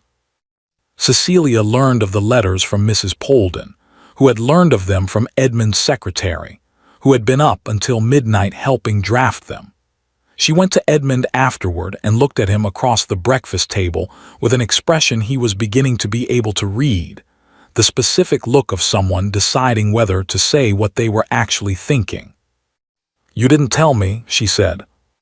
"I didn't want to ask your permission," he said, "and I was concerned that if I told you beforehand, you might feel obligated to ask me not to." She looked at him. "Would I have?" she said. "I don't know. You have a tendency toward not wanting to cause trouble." "I'm working on it." "I know," he said. "I'm working on not giving you reasons to feel you have to." She picked up her coffee. "The Countess of Merton," she said. "That was the right one to start with." "It was the obvious one." "Yes, but obvious isn't always what people choose." She looked at him. "You chose correctly." "I usually do," he said, without arrogance, simply as a statement of his own standard, the same way he said everything. "Eventually." She almost smiled. He noticed, he always noticed. The second thing that happened was Mr. Price. He arrived on the following Monday as promised, with the formal notice that had been referenced at the estate, and 3 additional documents that he laid on Edmund's desk, with the satisfaction of a man who had spent a career waiting for precisely this quality of evidence. The ink analysis, conducted by a document examiner of Mr. Price's acquaintance, a man who had spent 30 years doing exactly this kind of work for the courts, confirmed what Edmund had seen by lamplight in his mother's room. The letters Lady Harwick had produced were not 5 years old or 4 or 3. They were, at the outside, 7 months old. Most were more recent than that. The falsified will had been submitted to probate using signatures that, under examination, matched no living or documented witnesses of the period claimed. Lady Harwick's solicitor, confronted with this finding, had retained separate counsel within 24 hours and was currently demonstrating the particular loyalty of a man who understood that there were degrees of legal culpability, and he intended to occupy the lightest one available. The trust Arthur Vane had established for Cecilia, the one Lady Harwick had not known existed, had been accumulating for 2 years and 3 months. Mr. Price presented the figure with the slight uplift in posture of someone delivering good news they have been holding for some time. Cecilia was present for all of it. She sat at the table beside Edmund and listened with the focused attention she brought to everything, asking precise questions, requesting clarifications, twice identifying implications in the legal language that Mr. Price acknowledged with genuine respect. When the figure for the trust was given, she did not react visibly, which Edmund noticed and which Mr. Price attributed incorrectly to composure. What it actually was, Edmund had come to understand, was the particular stillness of a woman who had learned to process things internally before expressing them, because expressing them externally had not historically been safe. He had watched her do it for 10 days now. He understood what it meant and what it cost, and he had decided without saying so, because saying so was not the right instrument for it, to spend a significant amount of time making it unnecessary. When Mr. Price left, Edmund walked him to his carriage. When he came back, Cecilia was standing at the window of the study. "Are you all right?" he said. "I'm trying to work out how I feel," she said. "I keep arriving at things that seem contradictory." "Such as?" "Relief and anger at the same time in the same measure." She looked at the lawn. "My father built something careful and thorough and good. He trusted the right people. He made the right arrangements." A pause. "And someone looked at all of that and simply decided not to honor it for 2 years while I was in the same house." "Yes," Edmund said. "I don't know how to hold both of those things." "You don't have to," he said. "Not at the same time, not today." She turned from the window. "When did you become so reasonable?" "I've always been reasonable," he said. "I'm simply applying it to a new situation." She looked at him for a moment with the expression that had no precise name, not quite a smile, not quite not one. The same expression he had looked at in the library portrait the first time he'd ever really examined it and thought, with a specificity that surprised him, "I would like to see this expression often." "The trust," she said, "is yours entirely and immediately." "I know I meant," she paused. "I'm not going to pretend I know what to do with it. I've been managing with very little for long enough that the concept of enough feels." She stopped, tried again. "Abstract." "It will become less so," he said. "Is that a promise?" He looked at her steadily. "Yes," he said. She held his gaze for a moment. Then she nodded once and turned back to the window with the air of someone who has received something they needed and is going to sit with it quietly until they trust it. The third thing that happened was the ball. Not Edmund's ball. He did not host balls as a general principle, considering them an inefficient use of resources and an efficient source of people he had no interest in talking to. The ball was the Countess of Merton's, her annual autumn gathering, which she had hosted for 30 years and which represented, in the social geography of the county, the clearest possible signal of who was currently considered worth including. The invitations had gone out 3 weeks prior. Lady Harwick had received one she had accepted. The invitation to Cecilia had arrived 6 days after Edmund's letter to the Countess. Cecilia had looked at it for a long time when Mrs. Polden brought it. "I don't have anything appropriate to wear," she said. "Not a complaint, a fact." "Mrs. Polden has a suggestion about that," Mrs. Polden said, with the specific neutrality of a woman who had already arranged something. The suggestion turned out to be a dressmaker from the village, a woman of considerable skill and the particular efficiency of someone given clear instructions and a reasonable timeline. She arrived the next morning and spent 4 hours with Cecilia, and when she left she had measurements, preferences, and the understanding that this was not a commission for something serviceable. Cecilia had not asked who was paying for it. Edmund had not offered the information, because some things were not conversations, they were simply decisions, and this was one of them. The dress arrived on Thursday. It was the color of deep winter water, not blue exactly, and not green, but the specific shade that exists between them in the hour before dark, when the light has changed enough to make familiar things look like they've always had a second nature. The cut was simple. The fabric was the kind that moved correctly, that did what it was supposed to do without being told. Cecilia stood in front of the mirror in the east wing and looked at herself. Her hair had grown, not enough, not back to what it had been, not to the length her mother had brushed and counted and lost count of on purpose, but enough that it had stopped looking like something that had been done to her and started looking like something she was choosing. She had pinned it herself, with the assistance of one of the younger maids who had a talent for it, and the result was not elaborate but was, she thought, entirely hers. She looked at herself in the mirror. She thought about a bedroom floor, hair on cold stone, a woman with scissors and a flat expression and the specific fear of someone who needed Cecilia to be less than she was. More appropriate, Lady Harwick had said.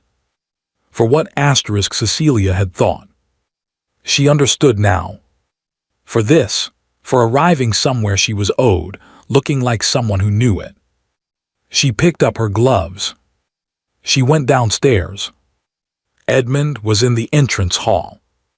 He had his gloves in his hand and was looking at the middle distance with the expression of a man waiting, which on him was indistinguishable from the expression of a man thinking, because he did both with the same focused stillness. He turned when he heard her on the stairs. He looked at her the way he had looked at her that first day in the courtyard, with that assessing, genuine attention that had no performance in it. "You look," he said, and then stopped. She raised an eyebrow. "Like someone who should have been introduced correctly a long time ago," he said. She came the rest of the way down the stairs, and now I intend to do it myself. The Countess of Merton's ball was, by the standard of county gatherings, significant, not London, not the scale of a season event, but the kind of occasion that mattered to the people who attended it, which was perhaps the more honest measure of significance. 200 guests. The Countess's house lit from every window, the drive lined with carriages, the particular energy of a gathering that understood itself to be the most important one of the autumn. Cecilia had attended balls before, during her father's lifetime, when she was young enough that attendance was charming rather than consequential. In the 2 years after his death, she had not attended anything. Lady Harwick had not considered it necessary. She noticed, as Edmund handed her down from the carriage, that her hands were steady. She was not sure when that had happened. They entered together. This was not arranged or announced. It simply was. Edmund had arrived with her, walked in beside her, and in the particular social arithmetic of a room that understood exactly what the Duke of Ashford's proximity signified, that was sufficient. She was aware of the shift before she saw it, the small adjustments of posture and attention as they moved through the entrance, the recalibration of a room that was good at recalibration. The Countess of Merton met them at the entrance to the main room. She was 80-something. No one knew precisely, and she considered precision on the point of failure of imagination, with the bearing of a woman who had outlasted enough fashions to know that bearing was the only one that lasted. She had sharp eyes and a reputation for complete accuracy in all her assessments, which meant people paid attention to them. She looked at Cecilia. Cecilia looked back. "Miss Vane," the Countess said, "I knew your mother." Cecilia blinked. "I didn't know that." She was a remarkable woman, very direct. The Countess's eyes moved over her with the efficient assessment of someone who had been making these judgments for 60 years. "You have her jaw." "So I've been told." "It's a compliment. Eleanor Vane had the best jaw in 3 counties. She offered her hand. "I'm glad you're here. It is long overdue." She moved on to the next guests with the ease of a woman who did not linger, having made her point at precisely the correct volume for the correct number of people to hear it. Cecilia looked at Edmund. "Did you arrange that?" she said quietly. "I have no influence over what the Countess says," he said. "Nobody does. It's her primary virtue." "You told her about my mother." "I mentioned the connection. She supplied everything else." She looked at the room.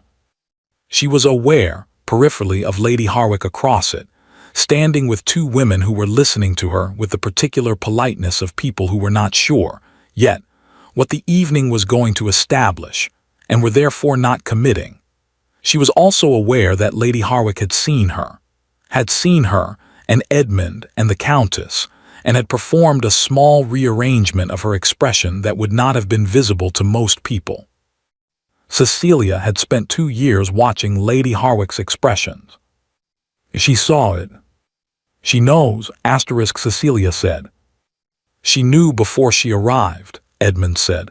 "She came anyway. That tells you everything about her that you need to know. She came to see if there was still something salvageable." "Yes." "Is there?" "No," he said, "but she won't accept that until she sees it for herself." She almost felt sorry for her. Almost. The feeling lasted approximately 3 seconds, which was, she thought, sufficient. "Introduce me," she said, "to everyone you think I should know." He looked at her. "Everyone. Everyone. I've been missing for 2 years. I intend to be found." He introduced her to 31 people over the course of the evening. She counted. It became, at some point, a kind of private game, watching him navigate the room with the efficiency of a man who understood exactly who mattered and in what way, bringing her into conversation after conversation with the consistency of someone making a point without ever quite stating it. Not performing. Not announcing. Simply including her, repeatedly and specifically, in a way that left no room for any interpretation other than the obvious one. She held her own. She had not expected to be surprised by that, and yet she was, slightly, not at the ability which she had always had, but at the feeling of being allowed to use it in a room where it mattered. She had spent 2 years being useful in invisible ways, managing things that received no acknowledgement. This was different. She said something sharp about the new land legislation to a baronet who had not expected her to have an opinion, and then discovered she had a better one than he did. She listened to an elderly general's story about the Peninsular War with genuine interest, and asked the one question that made him straighten in his chair and say, "By God, nobody ever asks that." She made a woman named Mrs. Calloway laugh so suddenly, and so genuinely that Mrs. Calloway looked slightly surprised at herself. Edmund, beside her or nearby for all of it, said nothing about any of it in the moment. He didn't need to. She could feel it, not approval, exactly, because approval implied a power differential she was increasingly disinclined to maintain. Something else. The quiet satisfaction of someone watching a thing happen that they had expected to happen and are glad to have been right about. At some point in the late evening, she found herself standing near the window with a glass of something and a temporary reprieve from conversation, watching the room. Edmund had been pulled aside by a man who appeared to have an agricultural grievance of some urgency, and she was, for the moment, alone. She watched Lady Harwick across the room. The evening had not been kind to her. Not unkindly, no one had said anything direct, no scenes had occurred, no confrontations had been invited. But the Countess's introduction had established a fact, and facts in a room like this moved quickly, and by the middle of the evening the 2 women who had been listening politely to Lady Harwick near the fireplace had migrated elsewhere. She now stood with her youngest stepson, who looked uncomfortable, and a couple Cecilia didn't recognize, who were being polite in the way people are polite when they don't yet know enough to be anything else. It was not ruin, not yet. Ruin was coming through Mr. Price's channels carefully and correctly. But it was the beginning of the particular social consequence that preceded ruin, the gradual, quiet withdrawal of the room's investment. The sense, spreading slowly through 200 people, that the arithmetic had changed. Lady Harwick looked across the room at Cecilia. Cecilia looked back. She did not look away. She did not perform anything, not triumph, not anger, nothing that would have made the moment about those things. She simply looked, with the steady attention of someone who was finished being managed, and held it long enough that the point was made, and then turned back to the window and looked at the garden instead. It was enough. It was, she had decided, sufficient. Edmund appeared at her shoulder. "The agricultural grievance," she said without turning. "Resolved," he said, in his favor, which he didn't expect, which is why it took 20 minutes. She smiled. "You were holding out." "I was gathering information before deciding. There is a difference." "Is there?" "Yes, I've told you this." She turned from the window. He was looking at the room with the expression she recognized as his version of comfort, not quite at ease, because She was beginning to suspect that full ease was not a state he accessed often, but something close to it. The particular quality of a man in a place he knows and knows well. I looked at her, Cecilia said, Lady Harwick. I saw. I didn't feel what I expected to. What did you feel? She considered the question honestly, which was the only way she knew to answer things. Finished, she said. I felt finished with it, with her, with the version of things where she was the most important factor. Good, he said. That's all good. It's the correct response to the correct development. What else would I say? She looked at him. Most people would say something more. I'm not most people, he said, and it wasn't arrogance, it was simply accurate, and she had stopped expecting him to be otherwise. No, she said, you're not. The music was changing, something slower now, the kind of music that was an invitation whether you treated it as one or not. Around them the room shifted, couples moving toward the center. Edmund looked at the floor, then at her. I don't particularly enjoy dancing, he said. Neither do I, she said. Good, he said. Would you like to? She laughed genuinely, the kind that arrived before she decided about it, the kind she had not produced in a very long time in a room with this many people, and it surprised her the same way it had surprised Mrs. Calloway an hour ago, the sudden completeness of it. Yes, she said, I would. He offered his hand. She took it. They danced one dance and then stood near the edge of the room for the rest of the evening and talked about things that had nothing to do with legal documents or scissors or the particular social arithmetic of who was standing with whom near the fireplace. They talked about the books in the library, which ones he had read and what he had thought of them, which ones she had read and where she disagreed with him, which was in several places, which he received with the focused interest of a man who found disagreement more interesting than agreement. They talked about the east lawn and whether the oak nearest the house was diseased in the root, which Edmund suspected and had been meaning to have examined. They talked about his father, briefly, and about hers, and about the particular thing it was to lose a parent young and carry the gap of them forward into years they should have seen. They talked in the way people talk when they have stopped rationing themselves. The evening ended. The carriage home was quiet, not uncomfortably, but the quiet of two people who have said enough for one night and are comfortable not filling the rest of it.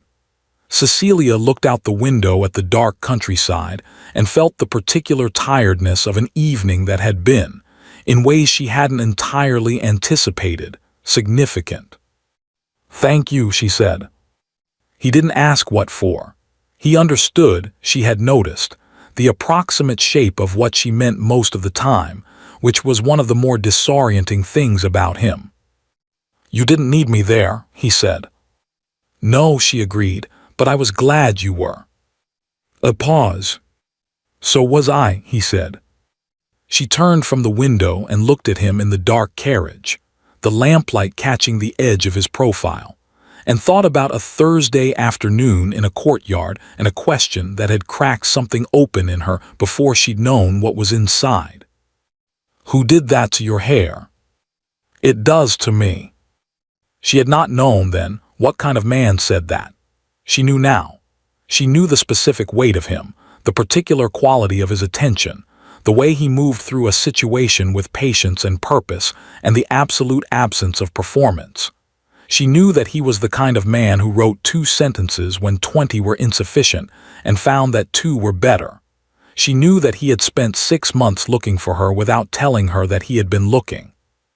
She knew that she was not the center of a narrative that had happened to her. She was the reason it had started.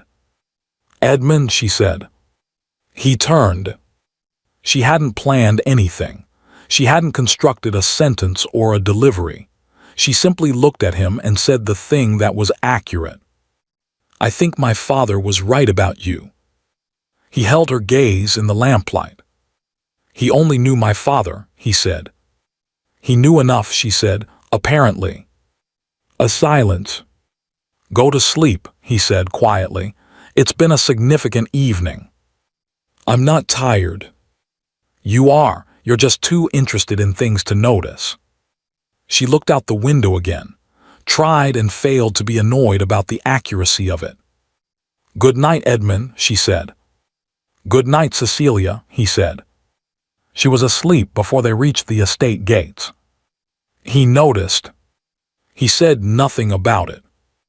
But he reached across and adjusted the carriage blanket before it slid, and did not move his hand back until he was certain it would hold. 1 year later, the oak nearest the house turned out not to be diseased at all. Edmund's estate manager delivered this verdict on a Tuesday morning in October with the particular satisfaction of a man whose opinion had differed from his employer's and been proven correct. And Edmund received it with the equanimity of someone who was right often enough to be gracious about the exceptions. Cecilia, at the breakfast table, did not say "I told you so." She said it with her expression instead, which Edmund had long since learned to read as fluently as text. The oak is fine, he said, setting down the estate manager's note. The oak, she said, has always been fine. You're not a botanist. I didn't need to be.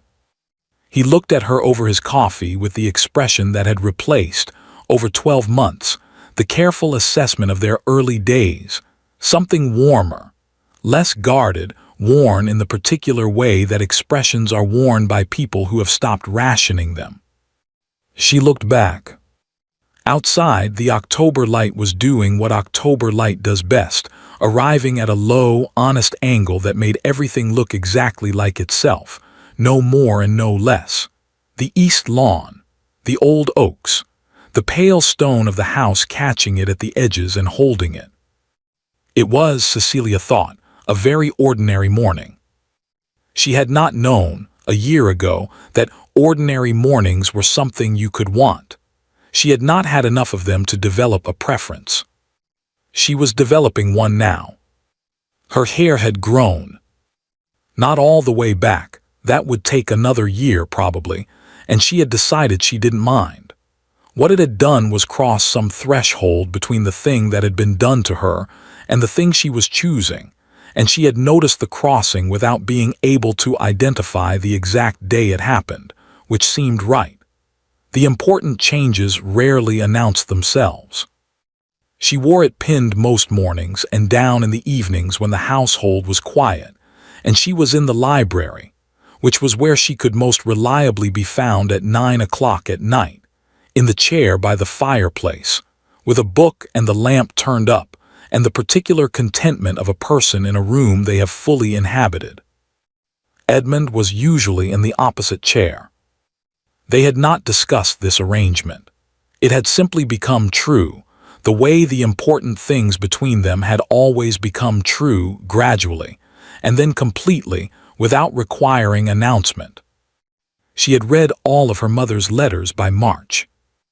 It had taken longer than she'd expected, not because there were so many, though there were, but because she had needed to read them in small amounts, the way you need to take strong medicine carefully, not because it is bad, but because it is significant, and significance requires room to settle.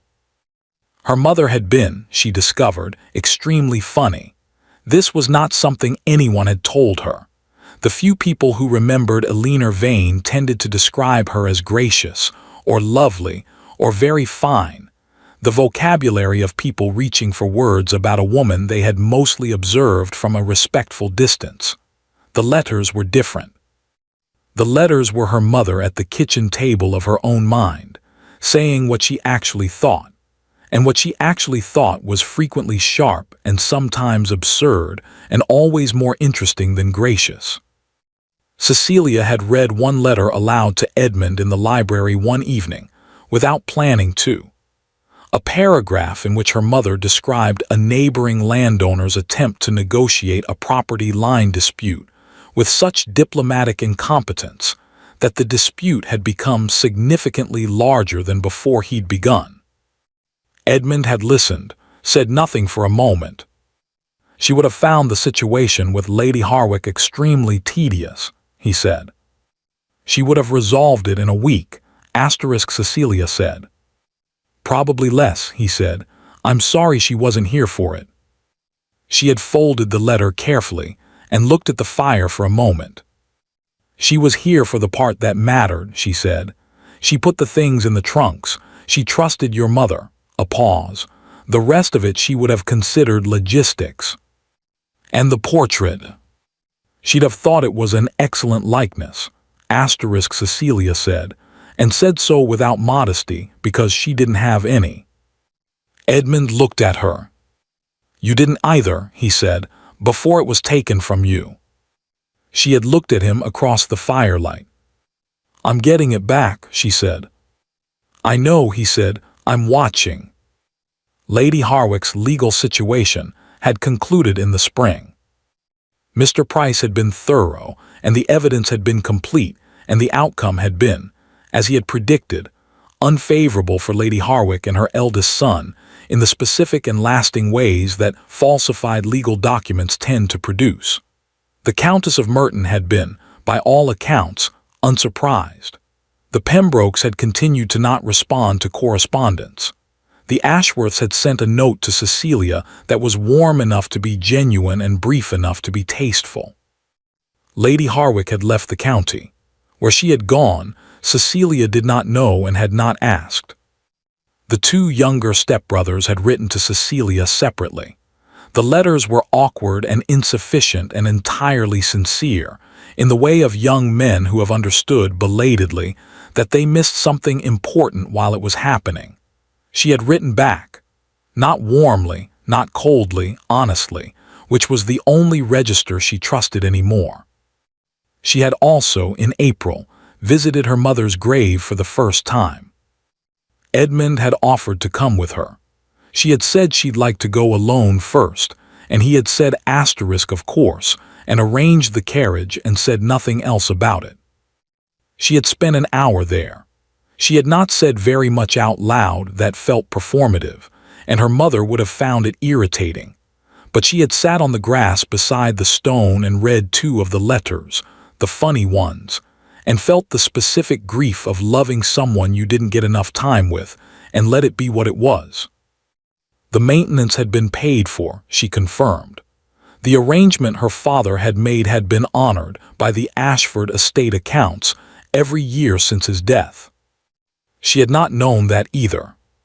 She had come home and told Edmund, and he had looked at his accounts for a moment and said, "My father would have considered it a minor matter." "It wasn't minor," she said. "No," he said, "but he would have considered it obvious, which is sometimes better." The garden in October was the best version of itself, past the forcing ambition of summer, settled into the honest beauty of things that have reached their full measure and are not trying any more. Cecilia had taken to walking in it in the mornings, which was a new habit, acquired somewhere in the summer when the library had begun to feel, on clear mornings, like an argument against going outside. Edmund walked with her sometimes. Not always. He had an estate to manage and managed it with the focused attention of a man who took the responsibility seriously, and she had her own mornings, the letters, the books, a correspondence with a woman in London who was doing interesting things with a small lending library and had been glad to hear from someone who had opinions about it.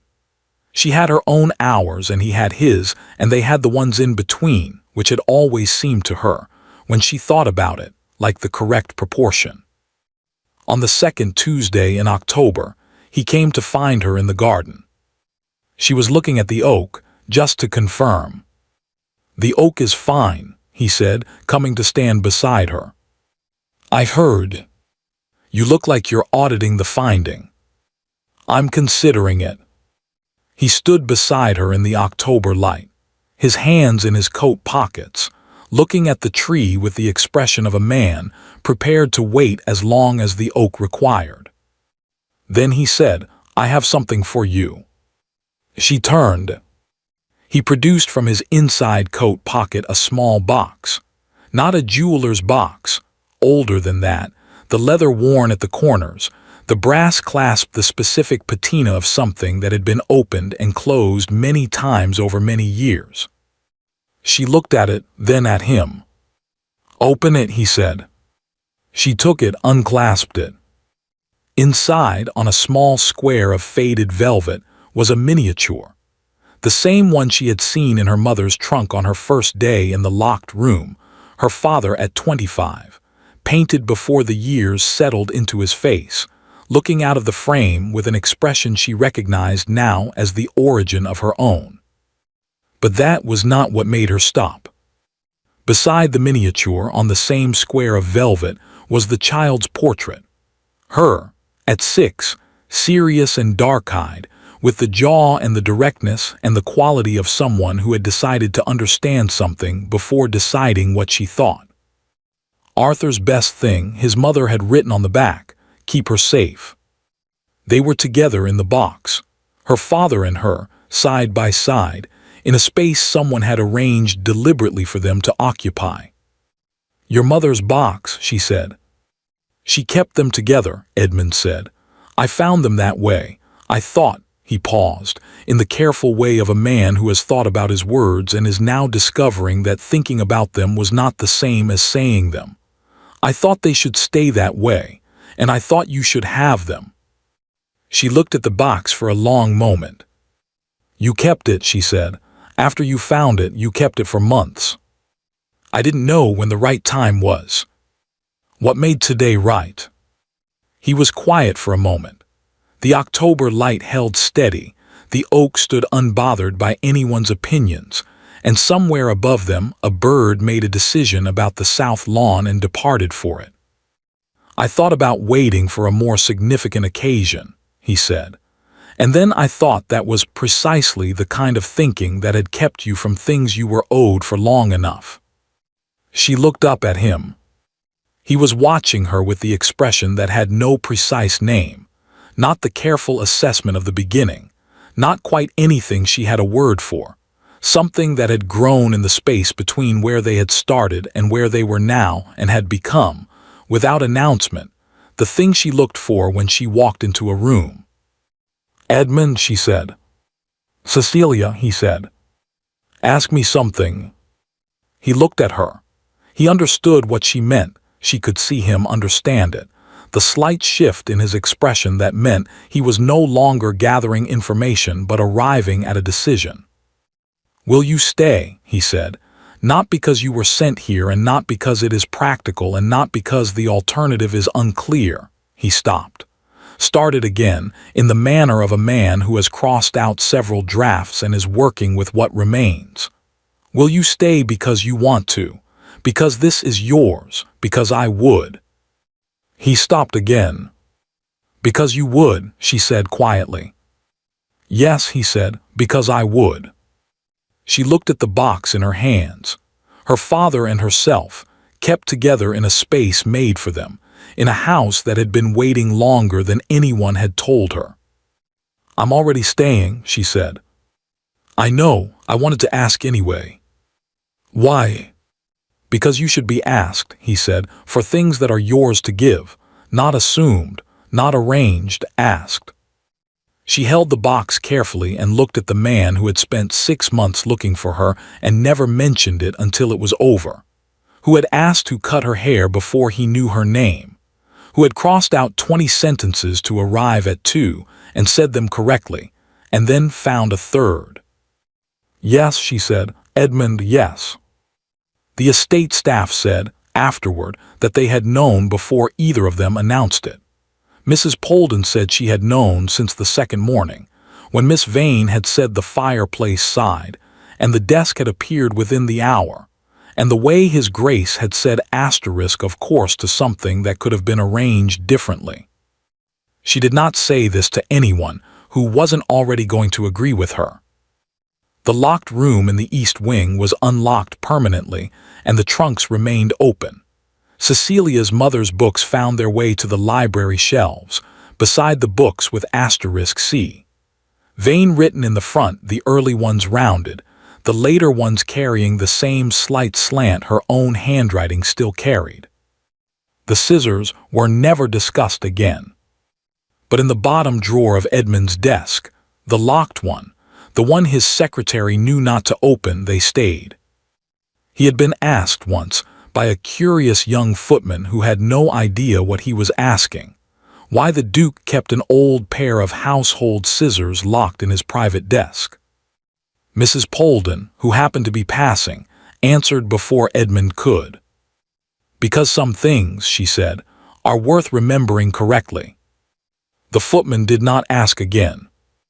And in the library, in the chair by the fireplace, at 9 o'clock on most evenings, two people sat with their books and their lamp, and the particular quiet of a house that had been waiting a long time to be fully inhabited, and had finally, without drama and without hurry, become exactly what it was always supposed to be.